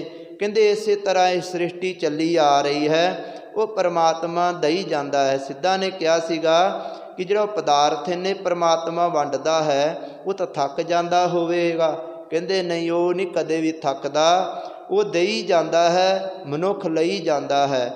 ਜਿਹੜੇ ਮਹਾਂਪੁਰਖ ਨੇ, ਬੰਦਗੀ ਕਰਨ ਵਾਲੇ ਨੇ, ਕਹਿੰਦੇ ਉਹਨਾਂ ਨੂੰ ਪਰਮਾਤਮਾ ਰਿੱਧੀਆਂ ਸਿੱਧੀਆਂ ਸ਼ਕਤੀਆਂ ਦਈ ਜਾਂਦਾ ਹੈ, ਉਹ ਲਈ ਜਾਂਦੇ ਨੇ ਤੇ ਆਪਣਾ ਜੀਵਨ ਸਵਾਰ ਕੇ ਸੱਚਖੰਡ 'ਚ ਪਹੁੰਚ ਜਾਂਦੇ ਨੇ। ਕਈ ਰਿੱਧੀਆਂ ਸਿੱਧੀਆਂ ਲੈ ਕੇ ਉਹਨਾਂ ਦੀ ਦੁਰਵਰਤੋਂ ਕਰਕੇ ਉਹ ਥੱਕ ਜਾਂਦੇ ਨੇ, ਮਰ ਜਾਂਦੇ ਨੇ, ਫਿਰ ਉਹਨਾਂ ਦਾ ਜਨਮ ਹੁੰਦਾ ਹੈ, ਫਿਰ ਲੈਂਦੇ ਨੇ, ਫਿਰ ਮਰ ਜਾਂਦੇ ਨੇ। ਕਹਿੰਦੇ ਇਸੇ ਤਰ੍ਹਾਂ ਇਹ ਸ੍ਰਿਸ਼ਟੀ ਚੱਲੀ ਆ ਰਹੀ ਹੈ, ਦਿੰਦਾ ਦੇ ਲੈਂਦੇ ਥੱਕ ਪਾਹੇ। ਉਹ ਐਡਾ ਵੱਡਾ ਪਰਮਾਤਮਾ ਹੈ। ਕਹਿੰਦੇ ਜੁਗਾ ਜੁਗੰਤਰ ਖਾਹੀ ਖਾਹੇ। ਕਹਿੰਦੇ ਐ ਸਿੱਧੋ ਇਸ ਯੁੱਗ ਦੀ ਗੱਲ ਨਹੀਂ ਹੈ, ਕਰੋੜਾਂ ਯੁੱਗਾਂ ਤੋਂ ਇਹ ਕੰਮ ਚੱਲਿਆ ਆ ਰਿਹਾ ਹੈ। ਕਰੋੜਾਂ ਯੁੱਗਾਂ ਤੋਂ ਪਰਮਾਤਮਾ ਦਈ ਜਾ ਰਿਹਾ ਹੈ, ਜੀਵ ਜਿਹੜਾ ਲਈ ਜਾ ਰਿਹਾ ਤੇ ਖਾਈ ਜਾ ਰਿਹਾ ਹੈ। ਜਿਹੜੇ ਤੁਸੀਂ ਜਿਵੇਂ ਤੁਹਾਨੂੰ ਰਿੱਧੀਆਂ ਸਿੱਧੀਆਂ ਤੁਸੀਂ ਇਕੱਠੀਆਂ ਕੀਤੀਆਂ, ਪਰਮਾਤਮਾ ਦੀਆਂ ਦਿੱਤੀਆਂ ਹੋਈਆਂ ਨੇ ਤੁਹਾਡੇ ਕੋਲੇ ਜਿਹੜੀਆਂ ਨੇ। ਜੇ ਤੁਸੀਂ ਕਹੋ ਅਸੀਂ ਆਪਦੇ ਯੋਗ ਬਲ ਦੇ ਨਾਲ ਸਾਰਾ ਕੁਝ ਇਕੱਠਾ ਕੀਤਾ, ਕਹਿੰਦੇ ਨਹੀਂ, ਉਹਦੀ ਅੰਸ਼ ਵਰਤ ਰਹੀ, ਉਹਦਾ ਹੁਕਮ ਚੱਲ ਰਿਹਾ ਤਾਂ ਹੀ ਤੁਹਾਡੇ ਕੋਲੇ ਸਭ ਕੁਝ ਹੈ। ਤੁਸੀਂ ਜੁਗਾ ਜੁਗੰਤਰਾਂ ਤੋਂ ਖਾ ਰਹੇ ਹੋ, ਉਹਦਾ ਦਿੱਤਾ ਹੀ ਖਾ ਰਹੇ ਹੋ, ਉਹਦੀ ਹੀ ਸ਼ਕਤੀ ਲੈ ਕੇ ਤੁਸੀਂ ਵਰਤ ਕੇ ਆਪਦਾ ਜੀਵਨ ਨਿਰਵਾਹ ਕਰ ਰਹੇ ਹੋ। ਇਸ ਕਰਕੇ ਜੁਗਾ ਜੁਗੰਤਰ ਖਾਹੀ ਖਾਹੇ, ਹੁਕਮੀ ਹੁਕਮ ਚਲਾਏ ਰਾਹੋ। ਕਹਿੰਦੇ ਜਿੰਨੇ ਵੀ ਮਨੁੱਖ ਨੇ ਸ੍ਰਿਸ਼ਟੀ ਦੇ, ਜੇ ਮਨਮੁਖ ਹੈ ਕਹਿੰਦੇ ਉਹਨੂੰ ਮਨਮੁਖਤਾ ਦੇ ਰਸਤੇ 'ਤੇ ਉਹ ਦੁਰਵਰਤਨੋਂ ਭਾਵ ਕਿ ਚੋਰੀ ਠੱਗੀ ਫਰੇਬ ਦੇ ਰਸਤੇ 'ਤੇ ਉਹ ਤੋਰਦਾ ਹੈ। ਕਹਿੰਦੇ ਜਿਹੜੇ ਗੁਰਮੁਖ ਨੇ ਉਹਨਾਂ ਨੂੰ ਨਾਮ ਦੇ ਰਸਤੇ 'ਤੇ ਉਹ ਆਪਦੇ ਹੁਕਮ ਦੇ ਨਾਲ ਚਲਾ ਰਿਹਾ ਹੈ। ਉਹਨਾਂ ਸਤ ਸੰਗਤ ਕਰਾਉਂਦਾ ਹੈ, ਗੁਰਮੁਖਾਂ ਨੂੰ ਨਾਮ ਜਪਾਉਂਦਾ ਹੈ। ਕਹਿੰਦੇ ਜਿਹੜੇ ਮਨਮੁਖ ਨੇ ਉਹ ਵਿਸ਼ੇ ਵਿਕਾਰ ਕਾਮ ਕ੍ਰੋਧ ਦੇ ਵਿੱਚ ਫਸੇ ਰਹਿੰਦੇ ਨੇ, ਕਹਿੰਦੇ ਉਹ ਆਪਦੇ ਹੁਕਮ ਦੇ ਵਿੱਚ ਉਹਨਾਂ ਨੂੰ ਚਲਾ ਰਿਹਾ ਹੈ। ਜਿਹੋ ਜਿਹਾ ਜੀਵ ਕਰਮ ਕਰ ਰਿਹਾ ਹੈ ਉਹੋ ਜਿਹਾ ਉਹਨੂੰ ਫਲ ਮਿਲ ਰਿਹਾ, ਉਹਦਾ ਹੁਕਮ ਹੀ ਚੱਲਦਾ ਹੈ। ਹੁਕਮ ਹੀ ਹੁਕਮ ਚਲਾਏ ਰਾਹੋ, ਨਾਨਕ ਵਿਗਸੈ ਵੇ ਪਰਵਾਹੋ। ਹੁਣ ਸਤਿਗੁਰੂ ਜੀ ਕਹਿੰਦੇ ਵਿਗਸੈ, ਕਹਿੰਦੇ ਨੂੰ ਪ੍ਰਸੰਨ। ਕਹਿੰਦੇ ਉਹ ਸਾਰੀ ਸ੍ਰਿਸ਼ਟੀ ਪਰਮਾਤਮਾ ਨੇ ਰਚੀ ਹੈ, ਸ੍ਰਿਸ਼ਟੀ ਸਾਰੀ ਉਹਦੇ ਹੁਕਮ ਦੇ ਵਿੱਚ ਨੱਚ ਰਹੀ ਹੈ, ਉਹਦੇ ਹੁਕਮ ਦੇ ਵਿੱਚ ਚੱਲ ਰਹੀ ਹੈ। ਜਿਵੇਂ ਕਿ ਪਰਮਾਤਮਾ ਜਿਹੜਾ ਹੈ ਉਹ ਸ੍ਰਿਸ਼ਟੀ ਸਾਰੀ ਖੇਡ ਵਰਤ ਰਿਹਾ ਹੈ। ਉਹਨੇ ਅੰਮ੍ਰਿਤ ਵੀ ਬਣਾ ਦਿੱਤਾ, ਜ਼ਹਿਰ ਵੀ ਬਣਾ ਦਿੱਤਾ, ਉਹਨੇ ਮਨਮੁਖ ਵੀ ਬਣਾ ਦਿੱਤਾ, ਗੁਰਮੁਖ ਵੀ ਬਣਾ ਦਿੱਤਾ, ਉਹਨੇ ਦੇਵਤਾ ਵੀ ਬਣਾ ਦਿੱਤਾ, ਦੈਂਤ ਵੀ ਬਣਾ ਦਿੱਤੇ। ਕਹਿੰਦੇ ਸਾਰੀ ਸ੍ਰਿਸ਼ਟੀ ਉਹਦੀ ਖੇਡ ਹੈ। ਕਹਿੰਦੇ ਕਿ ਜੇ ਫਿਰ ਜੇ ਇਕੱਲੇ ਦੈਂਤ ਬਣਾ ਦਿੰਦਾ, ਕਹਿੰਦੇ ਸ੍ਰਿਸ਼ਟੀ ਨਹੀਂ ਵਸਣੀ ਸੀ। ਜੇ ਕਹਿੰਦੇ ਸਾਰੇ ਦੇਵਤੇ ਹੀ ਬਣਾ ਦਿੰਦਾ ਸਾਰਿਆਂ ਨੂੰ, ਕਹਿੰਦੇ ਤਾਂ ਵੀ ਨਹੀਂ ਖੇਡ ਚੱਲਣੀ ਸੀਗੀ। ਫਿਰ ਉਹਨੂੰ ਕਿੰਨੇ ਯਾਦ ਕਰਨਾ ਸੀ, ਸਾਰਿਆਂ ਨੇ ਸੁੰਨ ਸਮਾਧੀ 'ਚ ਪਹੁੰਚ ਜਾਣਾ ਸੀ।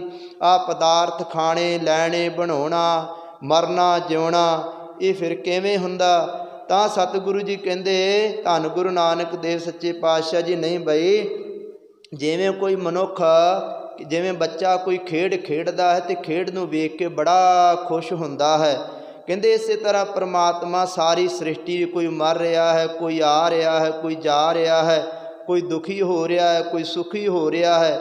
ਕਹਿੰਦੇ ਉਹ ਪਰਮਾਤਮਾ ਵੇਖ ਕੇ ਬੜਾ ਖੁਸ਼ ਅਤੇ ਪ੍ਰਸੰਨ ਹੋ ਰਿਹਾ ਹੈ। ਸਾਰਾ ਕੁਝ ਉਹ ਆਪਣੀ ਖੇਡ ਵਰਤ ਰਿਹਾ ਹੈ। ਕਹਿੰਦੇ ਜਿਹੜਾ ਉਹਦੀ ਖੇਡ ਨੂੰ ਸਮਝ ਜਾਂਦਾ ਹੈ ਉਹਦੇ ਵਿੱਚ ਜਾ ਕੇ ਉਹ ਸਮਾ ਜਾਂਦਾ ਹੈ। ਐਸੀ ਕਿਰਪਾ ਹੁੰਦੀ ਹੈ। ਹੁਕਮੇ ਹੁਕਮ ਚਲਾਏ ਰਾਹੋ, ਨਾਨਕ ਵਿਗਸੈ ਵੇ ਪ੍ਰਵਾਹੋ। ਵਿਗਸੈ ਭਾਵ ਕਿ ਉਹ ਖੁਸ਼ ਹੁੰਦਾ ਹੈ, ਪ੍ਰਸੰਨ ਹੁੰਦਾ ਹੈ ਸਾਰੀ ਸ੍ਰਿਸ਼ਟੀ ਨੂੰ ਵੇਖ ਕੇ। ਜਿਹੜਾ ਉਹਦੇ ਨਾਮ ਜਪਦੇ ਨੇ ਉਹਨਾਂ 'ਤੇ ਵੀ ਉਹ ਪਰਮਾਤਮਾ ਖੁਸ਼ ਹੁੰਦਾ ਹੈ, ਉਹਨਾਂ 'ਤੇ ਵੀ ਕਿਰਪਾ ਕਰ ਦਿੰਦਾ ਹੈ। ਜਿਵੇਂ ਕਿ ਭਗਤ ਧੰਨੇ 'ਤੇ ਸਤਿਗੁਰਾਂ ਨੇ, ਧੰਨ ਗੁਰੂ ਨਾਨਕ ਦੇਵ ਸੱਚੇ ਪਾਤਸ਼ਾਹ ਜੀ ਨੇ ਕਿਰਪਾ ਕੀਤੀ।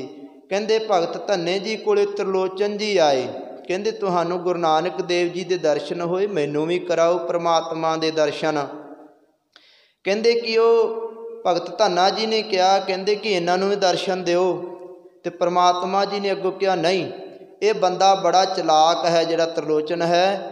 ਇਹ ਭਾਵ ਕਿ ਤੇਰੇ ਕੋਲੋਂ ਗਊ ਲੈ ਲਈ, ਇੱਕ ਪੱਥਰ ਵਲੇਟ ਕੇ ਦੇ ਦਿੱਤਾ ਕਿ ਜਾ ਕੇ ਇਹਦੇ 'ਚ ਪ੍ਰਮਾਤਮਾ ਲੱਭ ਲਾ, ਕਿਉਂਕਿ ਇਹ ਚਲਾਕ ਬੰਦਾ। ਤੇਰੀ ਗਊ ਹੈ ਜਿਹੜੀ ਦੁੱਧ ਦੇਣ ਵਾਲੀ, ਉਹ ਤੇਰੇ ਕੋਲੋਂ ਲੈ ਲਈ, ਤੈਨੂੰ ਪੱਥਰ ਵਲੇਟ ਕੇ ਦੇ ਦਿੱਤਾ। ਪਰ ਤੇਰੀ ਭਗਤੀ ਕਿਸੇ ਭਾਵਨਾ ਕਰਕੇ ਜਾਗ ਗਈ, ਤੇਰੀ ਭਗਤੀ ਕੀਤੀ ਸੀ ਤੇ ਮੇਰੇ ਦਰਸ਼ਨ ਹੋਏ, ਪਰ ਇਹਨੂੰ ਨਹੀਂ ਦੇਣੇ।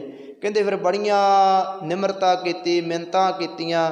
ਭਗਤ ਤ੍ਰਿਲੋਚਨ ਜੀ ਨੇ ਫਿਰ ਭਗਤੀ ਕੀਤੀ, ਫਿਰ ਉਹਨਾਂ ਨੂੰ ਵੀ ਦਰਸ਼ਨ ਹੋਏ ਸਨ। ਤਾਂ ਸਤਿਗੁਰੂ ਜੀ ਕਹਿੰਦੇ ਇਹ ਸਾਰੀਆਂ ਖੇਡਾਂ ਵੇਖ ਕੇ ਉਹ ਆਪ ਹੱਸਦਾ ਅਤੇ ਖੁਸ਼ ਵੀ ਹੁੰਦਾ ਹੈ। ਨਾਨਕ ਵਿਗਸੈ ਵੇ ਪ੍ਰਵਾਹੋ। ਐਸਾ ਸਤਿਗੁਰੂ ਧੰਨ ਗੁਰੂ ਨਾਨਕ ਦੇਵ ਸੱਚੇ ਪਾਤਸ਼ਾਹ ਜੀ ਦੀ ਬਾਣੀ। ਇਹ ਆਪਾਂ ਤੀਸਰੀ ਪੌੜੀ ਦੀ ਜਿਹੜੀ ਕਥਾ ਹੈ ਸਰਵਣ ਕੀਤੀ ਹੈ। ਇਹਦੇ ਜਿਹੜੇ ਅੱਖਰ ਨੇ 149 ਅੱਖਰ ਨੇ। ਹੁਣ ਇਕੱਲੇ ਇਕੱਲੇ ਆਪਾਂ ਜੇ ਵੇਖੀਏ ਸਤਿਗੁਰਾਂ ਗੁਰੂ ਗ੍ਰੰਥ ਸਾਹਿਬ ਸੱਚੇ ਪਾਤਸ਼ਾਹ ਜੀ ਦੇ ਬੜੇ ਅੱਖਰ ਨੇ। ਇੱਕ ਇੱਕ ਅੱਖਰ ਦੇ ਵਿੱਚ ਇੱਕ ਇੱਕ ਹੀਰਾ ਹੀ ਹੈ। ਜਿਵੇਂ ਆਪਾਂ ਥੋੜ੍ਹੀ ਜਿਹੀ ਤੁਹਾਨੂੰ ਇੱਕ ਗੱਲ ਦੱਸੀਏ, ਬਾਬਾ ਸੰਗਤ ਸਿੰਘ ਜੀ ਕਮਾਲੀਏ ਵਾਲੇ ਹੋਏ ਨੇ। ਉਹਨਾਂ ਕੋਲ ਕੋਈ ਮੁਸਲਮਾਨ ਆ ਗਿਆ, ਕਹਿੰਦੇ ਕਿ ਉਹ ਵਿਚਾਰਾ ਬਹੁਤ ਧਨ ਦੌਲਤ ਪਦਾਰਥ ਸੀ, ਉਹਦੇ ਕੋਲ ਸਾਰਾ ਕੁਝ ਖਤਮ ਹੋ ਗਿਆ। ਹੁਣ ਉਹ ਖਤਮ ਹੋ ਗਿਆ, ਪਰਿਵਾਰ ਜੀ ਬੱਚੇ ਪਾਲਣੇ ਕੁਛ ਨਾ ਰਿਹਾ। ਕਹਿੰਦੇ ਕਿ ਉਹਨਾਂ ਕੋਲ ਉਹ ਆ ਗਏ ਅਤੇ ਮਹਾਂਪੁਰਖਾਂ ਨੂੰ ਬੇਨਤੀ ਕੀਤੀ, ਸਾਡੇ 'ਤੇ ਕੋਈ ਉਪਦੇਸ਼ ਸਾਨੂੰ ਦਿਓ, ਸਾਡਾ ਜਿਹੜਾ ਕਾਰੋਬਾਰ ਚੱਲੇ। ਉਹ ਕਹਿੰਦੇ ਤੁਸੀਂ ਤਾਂ ਮੁਸਲਮਾਨ ਹੋ। ਕਹਿੰਦੇ ਕਿ ਮੈਂ ਤਾਂ ਮਸਜਿਦ ਦੇ ਵਿੱਚ ਵੀ ਗਿਆ ਸੀਗਾ, ਉੱਥੇ ਤਾਂ ਰਹਿਣ ਨੂੰ ਰੋਟੀ ਖਾਣ ਨੂੰ ਨਹੀਂ ਮਿਲੀ, ਬਸਤਰਾ ਵੀ ਨਹੀਂ ਮਿਲਿਆ। ਤੁਹਾਡੇ ਇੱਥੇ ਆਏ ਗੁਰੂ ਘਰ ਦੇ ਵਿੱਚ, ਸਾਨੂੰ ਬਸਤਰ ਵੀ ਮਿਲੇ ਨੇ, ਰਾਤ ਰਹਿਣ ਨੂੰ ਵੀ ਮਿਲਿਆ ਹੈ, ਪ੍ਰਸ਼ਾਦਾ ਵੀ ਮਿਲਿਆ ਹੈ। ਸਾਡੀ ਇੱਥੇ ਸ਼ਰਧਾ ਜਾਗ ਗਈ, ਲੱਗਦਾ ਇੱਥੇ ਸਭ ਕੁਝ ਮਿਲ ਸਕਦਾ ਹੈ। ਕਹਿੰਦੇ ਸਾਡੇ 'ਤੇ ਕਿਰਪਾ ਕਰੋ, ਸਾਡਾ ਸਾਰਾ ਕਾਰੋਬਾਰ ਠੱਪ ਹੋ ਗਿਆ ਹੈ। ਅਤੇ ਉਹਨਾਂ ਨੇ ਕਿਹਾ ਕਿ ਇੱਕ ਲੈ ਕੇ ਕਾਗਜ਼ ਕਲਮ ਲੈ ਕੇ, ਕਿਉਂਕਿ ਗੁਰਮੁਖੀ ਤਾਂ ਜਾਣਦਾ ਨਹੀਂ ਸੀ, ਉਹਨਾਂ ਮਹਾਂਪੁਰਖਾਂ ਨੇ ਉਹਨੂੰ ਉਰਦੂ ਦੇ ਵਿੱਚ ਸ਼ਬਦ ਲਿਖ ਕੇ ਦੇ ਦਿੱਤਾ। ਸੁਖਮਨੀ ਸਾਹਿਬ ਦਾ ਇੱਕ ਪੰਕਤੀ, ਕਹਿੰਦੇ ਪ੍ਰਭ ਕੈ ਸਿਮਰਨ ਰਿੱਧ ਸਿੱਧ ਨੌ ਨਿਧ। ਕਹਿੰਦੇ ਉਹ ਪੰਕਤੀ ਦੇਖ ਕੇ ਲੈ ਦਿੱਤੀ। ਕਹਿੰਦੇ ਇਹਦਾ ਜਾਪ ਕਰੀ ਜਾਣਾ, ਦਿਨ ਰਾਤ ਛੱਡਣਾ ਨਹੀਂ, ਇੱਕੋ ਪੰਕਤੀ ਦਾ ਜਾਪ ਕਰੀ ਜਾਣਾ ਹੈ। ਕਹਿੰਦੇ ਉਹ ਕਰਦਿਆਂ ਕਰਦਿਆਂ ਜਦੋਂ ਜਾਪ ਕਰ ਰਿਹਾ ਹੈ, ਜੋੜਿਆਂ ਦੀ ਸੇਵਾ ਪਰਿਵਾਰ ਕਰਦਾ ਹੈ। ਕਹਿੰਦੇ 2-3 ਦਿਨ ਲੰਘੇ, ਕੋਈ ਅਵਸਰ ਆਇਆ ਮੱਥਾ ਟੇਕਣ ਵਾਸਤੇ। ਉਹਨਾਂ ਨੇ ਵੇਖਿਆ ਕਿ ਇਹ ਮੁਸਲਮਾਨ ਨੇ, ਅਤੇ ਕਹਿੰਦੇ ਤੁਸੀਂ ਤੁਹਾਨੂੰ ਦੇਖਦਾ ਮੈਂ 2-3 ਦਿਨ ਹੋ ਗਏ ਕਿ ਤੁਸੀਂ ਇੱਥੇ ਬੈਠੇ ਰਹਿੰਦੇ ਹੋ, ਕੀ ਕਾਰਨ ਹੈ? ਅਤੇ ਘਰ-ਬਾਰ ਨਹੀਂ, ਬੱਚੇ ਲੈ ਕੇ ਇੱਥੇ ਤੁਸੀਂ ਬੈਠੇ ਰਹਿੰਦੇ ਹੋ ਬੂਹੇ ਦੇ ਵਿੱਚ, ਕੀ ਕਾਰਨ ਹੈ? ਅਤੇ ਉਹਨੇ ਸਾਰੀ ਗੱਲ ਦੱਸੀ ਕਿ ਇੱਦਾਂ ਮੇਰਾ ਸਾਰਾ ਕੰਮ ਠੱਪ ਹੋ ਗਿਆ ਹੈ, ਮਹਾਂਪੁਰਖਾਂ ਨੇ ਸ਼ਬਦ ਦਿੱਤਾ ਹੈ ਅਤੇ ਅਸੀਂ ਸੇਵਾ ਕਰਦੇ, ਜਾਪ ਕਰਦੇ ਨੇ। ਉਹ ਕਹਿੰਦੇ ਮੈਨੂੰ ਨੌਕਰ ਦੀ ਲੋੜ ਹੈ ਖੇਤੀ ਦੇ ਵਿੱਚ, ਸਾਡੀ ਖੇਤੀ ਬਹੁਤ ਹੈ, ਕੰਮ ਕਰੋਗੇ? ਕਹਿੰਦੇ ਹਾਂ ਕਰ ਲਾਂਗੇ। ਉਹ ਨਾਲ ਮੂੰਹ ਹਿਲਾਈ ਜਾਵੇ, ਕਿਉਂਕਿ ਬਚਨ ਮੰਨਿਆ ਉਹਨੇ, ਉਹ ਜਾਪ ਕਰੀ ਜਾਂਦਾ ਸੀਗਾ। ਕਹਿੰਦੇ ਕਿ ਉਸ ਤਰ੍ਹਾਂ ਕੀ ਹੋਇਆ, ਉਹਨੇ ਪੁੱਛ ਲਿਆ ਹੈ, ਕਹਿੰਦੇ ਆ ਮੂੰਹ ਕਾਹਤੋਂ ਹਿਲਾਈ ਜਾਂਦਾ ਹੈ? ਕਹਿੰਦੇ ਕਿ ਮਹਾਂਪੁਰਖਾਂ ਨੇ ਇੱਕ ਪੰਕਤੀ ਜਾਪ ਲਿਖ ਕੇ ਦਿੱਤਾ ਹੈ, ਉਹਦਾ ਅਸੀਂ ਅਭਿਆਸ ਕਰ ਰਹੇ ਹਾਂ। ਅਤੇ ਉਹ ਮਹਾਂਪੁਰਖਾਂ ਨੇ ਕਿਹਾ ਇਹਨੂੰ ਛੱਡਣਾ ਨਹੀਂ, ਜੱਪੀ ਹੀ ਜਾਣਾ ਹੈ। ਅਤੇ ਉਹ ਕਹਿੰਦਾ ਮੈਨੂੰ ਉੱਚੀ ਸੁਣਾ। ਜੋ ਸੁਣਾਇਆ ਅਤੇ ਕਹਿੰਦੇ ਕਿ ਸੁਖਮਨੀ ਸਾਹਿਬ ਦੀ ਤੁਕ ਹੈ। ਜਦੋਂ ਉਹਨੇ ਸੁਣੀ, ਸੁਣਨ ਤੋਂ ਬਾਅਦ ਕਹਿੰਦਾ ਕਿ ਮੈਨੂੰ ਤਾਂ ਹੋਰ ਖੁਸ਼ੀ ਹੋ ਗਈ, ਤੁਹਾਨੂੰ ਤਾਂ ਬਾਣੀ ਪੜ੍ਹਦੇ ਹੋ ਤੁਸੀਂ। ਕਹਿੰਦੇ ਕਿ ਉਹਨੂੰ ਲੈ ਗਿਆ, ਨੌਕਰੀ 'ਤੇ ਰੱਖਿਆ। ਹੁਣ ਜਾਪ ਵੀ ਕਰਦਾ ਹੈ। ਜਿਹੜੇ ਘਰ ਦੇ ਵਿੱਚ ਜਾਪ ਚੱਲਦਾ ਹੋਵੇ ਉੱਥੇ ਰਿੱਧੀਆਂ ਸਿੱਧੀਆਂ ਆਪੇ ਆ ਜਾਂਦੀਆਂ ਨੇ। ਕਹਿੰਦੇ ਉਹ ਜਾਪ ਵੀ ਕਰਦਾ ਹੈ ਅਤੇ ਉਹਨਾਂ ਦਾ ਅਫਸਰ ਦਾ ਕੰਮ ਵੀ ਕਰਦਾ ਹੈ। ਉਹ ਜਦੋਂ ਕੰਮ ਕਰਦਿਆਂ ਕਦੇ ਫਸਲ ਵਾੜੀ ਹੋਈ, ਉਹ ਦੂਣਾ ਉਹਨੂੰ ਲਾਹਾ ਹੋਇਆ। ਜਦੋਂ ਦੂਣਾ ਲਾਇਆ ਹੋਇਆ ਅਤੇ ਉਹ ਖੁਸ਼ ਹੋ ਗਿਆ ਉਸ ਮੁਸਲਮਾਨ 'ਤੇ ਅਫਸਰ। ਕਹਿੰਦਾ ਕਿ ਇਹ ਤਾਂ ਬੜੀ ਕਿਰਪਾ ਹੋ ਗਈ, ਜਦੋਂ ਦੇ ਤੁਸੀਂ ਆਏ ਮੇਰੀ ਫਸਲ ਦੇ ਵਿੱਚ ਬਹੁਤ ਵਾਧਾ ਹੋਇਆ, ਇੱਕ ਤੁਸੀਂ ਬਾਣੀ ਪੜ੍ਹ ਰਹੇ ਹੋ। ਕਹਿੰਦੇ ਕਿ ਉਹਨੇ ਕੀਤਾ 1000 ਰੁਪਈਆ ਉਸ ਸਮੇਂ ਦੇ ਵਿੱਚ ਦਿੱਤਾ ਉਹਨੂੰ। ਕਹਿੰਦੇ ਆ ਤੈਨੂੰ ਮੈਂ ਖੁਸ਼ੀ ਵੱਲੋਂ ਦੇਣਾ। ਉਹ 1000 ਦੀ ਉਹਨੇ 5 ਕਿੱਲੇ ਜ਼ਮੀਨ ਖਰੀਦੀ। ਫਿਰ ਆਪਦੀ ਉਸ ਮੁਸਲਮਾਨ ਨੇ ਕਹਿੰਦੇ ਜਦੋਂ 5 ਕਿੱਲੇ ਜ਼ਮੀਨ ਖਰੀਦ ਲਈ। ਹੁਣ ਸਮਾਂ ਲੰਘਿਆ, ਉਸ ਪਿੰਡ ਦੇ ਵਿੱਚ ਮਹਾਂਪੁਰਖ ਆਏ। ਫਿਰ ਉਹ ਬਾਬਾ ਸੰਗਤ ਸਿੰਘ ਦੀ ਕਮਾਲੀਏ ਵਾਲੇ ਆਏ ਪ੍ਰਚਾਰ ਕਰਨ ਵਾਸਤੇ, ਸਤ ਸੰਗਤ ਕਰਨ ਵਾਸਤੇ। ਕਹਿੰਦੇ ਉਹ ਮੁਸਲਮਾਨ ਫੇਰ ਮਿਲਿਆ। ਕਹਿੰਦੇ ਤੁਸੀਂ ਬੜੀ ਕਿਰਪਾ ਕੀਤੀ ਹੈ, ਸਾਡਾ ਕਾਰੋਬਾਰ ਚੱਲ ਗਿਆ ਹੈ। ਜਿਹੜਾ ਤੁਸੀਂ ਸ਼ਬਦ ਦਿੱਤਾ ਸੀ ਉਹਦਾ ਅਸੀਂ ਅਭਿਆਸ ਸਾਰਾ ਹੀ ਪਰਿਵਾਰ ਕਰਦੇ ਹਾਂ। ਬੜੀ ਕਿਰਪਾ ਹੋ ਗਈ ਹੈ, ਧਨ ਦੌਲਤ ਪਦਾਰਥ ਸਭ ਕੁਝ ਘਰ ਬਣ ਗਿਆ ਹੈ। ਹੁਣ ਇੱਕ ਕਿਰਪਾ ਹੋਰ ਕਰ ਦਿਓ ਕਿ ਸਾਡਾ ਜਿਹੜਾ ਪਰਲੋਕ ਵੀ ਸੌਰ ਜਾਵੇ, ਸਾਡੇ 'ਤੇ ਕਿਰਪਾ ਕਰ ਦਿਓ। ਕਹਿੰਦੇ ਉਹਨਾਂ ਮਹਾਂਪੁਰਖਾਂ ਨੇ ਅਗਲੀ ਪੰਕਤੀ ਫਿਰ ਲਿਖ ਦਿੱਤੀ, ਪ੍ਰਭ ਕੈ ਸਿਮਰ ਰਿੱਧ ਸਿੱਧ ਨਵਨਿਧ, ਪ੍ਰਭ ਕੈ ਸਿਮਰਨ ਗਿਆਨ ਧਿਆਨ ਤਤ ਬੁੱਧ। ਕਹਿੰਦੇ ਇਹ ਪੰਕਤੀ ਲਿਖ ਦਿੱਤੀ। ਕਹਿੰਦੇ ਇਹਦਾ ਜਾਪ ਜਿਹੜਾ ਤੁਸੀਂ ਕਰਨਾ ਵਿਧੀ ਨਾਲ ਕਰਨਾ ਹੈ। ਅੰਮ੍ਰਿਤ ਵੇਲੇ ਇਸ਼ਨਾਨ ਕਰਕੇ ਬੈਠ ਕੇ ਕੋਲ ਜਲ ਰੱਖ ਲੈਣਾ ਹੈ ਅਤੇ ਉੱਥੇ ਇਸ਼ਨਾਨ ਕਰਨਾ ਹੈ, ਅਤੇ ਇਸ਼ਨਾਨ ਕਰਕੇ ਅਤੇ ਇਹਦਾ ਜਾਪ ਕਰਨਾ ਹੈ, ਅਤੇ ਇਹਦੇ ਨਾਲ ਤੁਹਾਡਾ ਜਿਹੜਾ ਪਰਲੋਕ ਹੈ ਉਹ ਵੀ ਸੌਰ ਜਾਏਗਾ। ਕਿਉਂਕਿ ਸਤਿਗੁਰਾਂ ਦਾ ਇੱਕ ਇੱਕ ਅੱਖਰ ਜਿਹੜਾ ਹੈ ਹੀਰਾ ਹੈ, ਇਹ ਸੱਚਖੰਡ ਖੜਦਾ ਹੈ। ਤਾਂ ਸਤਿਗੁਰੂ ਜੀ ਕਹਿੰਦੇ ਬਾਹਲੀ ਨਹੀਂ ਬਾਣੀ ਪੜ੍ਹ ਸਕਦਾ, ਇੱਕ ਸ਼ਬਦ ਦਾ ਹੀ ਅਭਿਆਸ ਕਰੀ ਜਾ, ਤੇਰੇ ਸਾਰੇ ਕਾਰਜ ਲੋਕ ਅਤੇ ਪਰਲੋਕ ਸੁਹੇਲਾ ਹੋ ਜਾਵੇਗਾ। ਸਤਿਗੁਰੂ ਜੀ ਸਾਡੇ 'ਤੇ ਕਿਰਪਾ ਕਰਨ। ਆਪਾਂ ਇਸ ਤੀਸਰੀ ਪੌੜੀ ਦੀ ਵਿਚਾਰ ਕੀਤੀ ਹੈ, ਅਗਲੀ ਪੌੜੀ ਦੀ ਕੱਲ੍ਹ ਨੂੰ ਵਿਚਾਰ ਕਰਾਂਗੇ। ਆਓ 2 ਮਿੰਟ ਆਪਾਂ ਸਿਮਰਨ ਕਰਕੇ ਸਮਾਪਤੀ ਕਰੀਏ। ਵਾਹਿਗੁਰੂ ਵਾਹਿਗੁਰੂ ਵਾਹਿਗੁਰੂ ਵਾਹਿਗੁਰੂ ਵਾਹਿਗੁਰੂ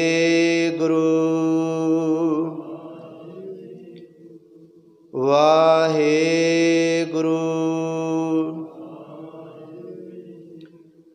ਵਾਹਿਗੁਰੂ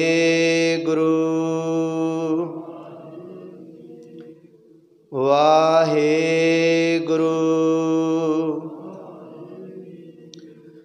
ਵਾਹਿਗੁਰੂ ਵਾਹਿਗੁਰੂ ਵਾਹਿਗੁਰੂ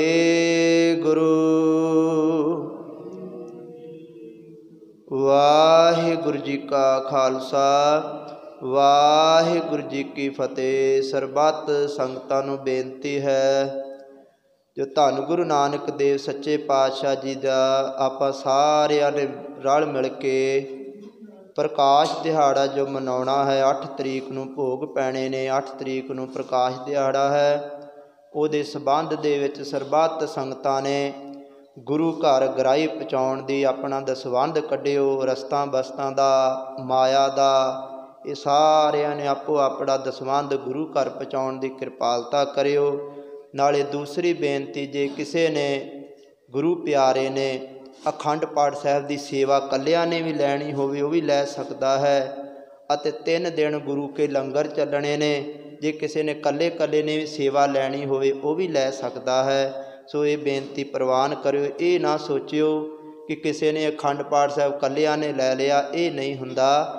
ਕਿਉਂਕਿ ਇਹ ਆਪੋ ਆਪ ਦੀ ਭਾਵਨਾ ਹੁੰਦੀ ਹੈ, ਜਿੰਨੀ ਸਮਰੱਥਾ ਹੈ ਉਨੀ ਸੇਵਾ ਮਨੁੱਖ ਵੱਧ ਕਰ ਸਕਦਾ ਹੈ, ਅਤੇ ਸਾਰਿਆਂ ਨੇ ਹਾਜ਼ਰੀ ਭਰਨੀ ਹੁੰਦੀ ਹੈ। 3 ਦਿਨ ਗੁਰੂ ਕੇ ਲੰਗਰ ਇੱਥੇ ਚੱਲਣਗੇ। ਕਿਸੇ ਨੇ ਵੀ ਘਰੇ ਨਹੀਂ ਉਦੋਂ ਪ੍ਰਸ਼ਾਦੇ ਪਕਾਉਣੇ। ਆਪਾਂ ਕੋਸ਼ਿਸ਼ ਕਰੀਏ ਆਪ ਖੁਦ ਪਕਾ ਕੇ ਸੰਗਤ ਆਪਸ ਦੇ ਵਿੱਚ ਛਕੀਏ, ਅਤੇ ਗੁਰੂ ਦੀਆਂ ਆਪਾਂ ਖੁਸ਼ੀਆਂ ਪ੍ਰਾਪਤ ਕਰਾਂਗੇ। ਆਪਾਂ ਸਾਰਿਆਂ ਨੇ ਇੱਥੇ ਹੀ ਛਕਣਾ ਹੈ, ਇੱਥੇ ਹੀ ਰਸਤਾਂ ਬਸਤਾਂ ਲੈ ਕੇ ਆਇਓ, ਇੱਥੇ ਹੀ ਆਪਾਂ ਗੁਰੂ ਕੀ ਬਾਣੀ ਹਰ ਜਸ ਸੁਣਾਂਗੇ ਅਤੇ ਗੁਰੂ ਨਾਨਕ ਸੱਚੇ ਪਾਤਸ਼ਾਹ ਜੀ ਦੀਆਂ ਖੁਸ਼ੀਆਂ ਲਾਵਾਂਗੇ। ਇਹ ਬੇਨਤੀ ਪ੍ਰਵਾਨ ਕਰਿਓ। ਵਾਹਿਗੁਰੂ ਜੀ ਕਾ ਖਾਲਸਾ ਵਾਹਿਗੁਰੂ ਜੀ ਕੀ ਫਤਿਹ।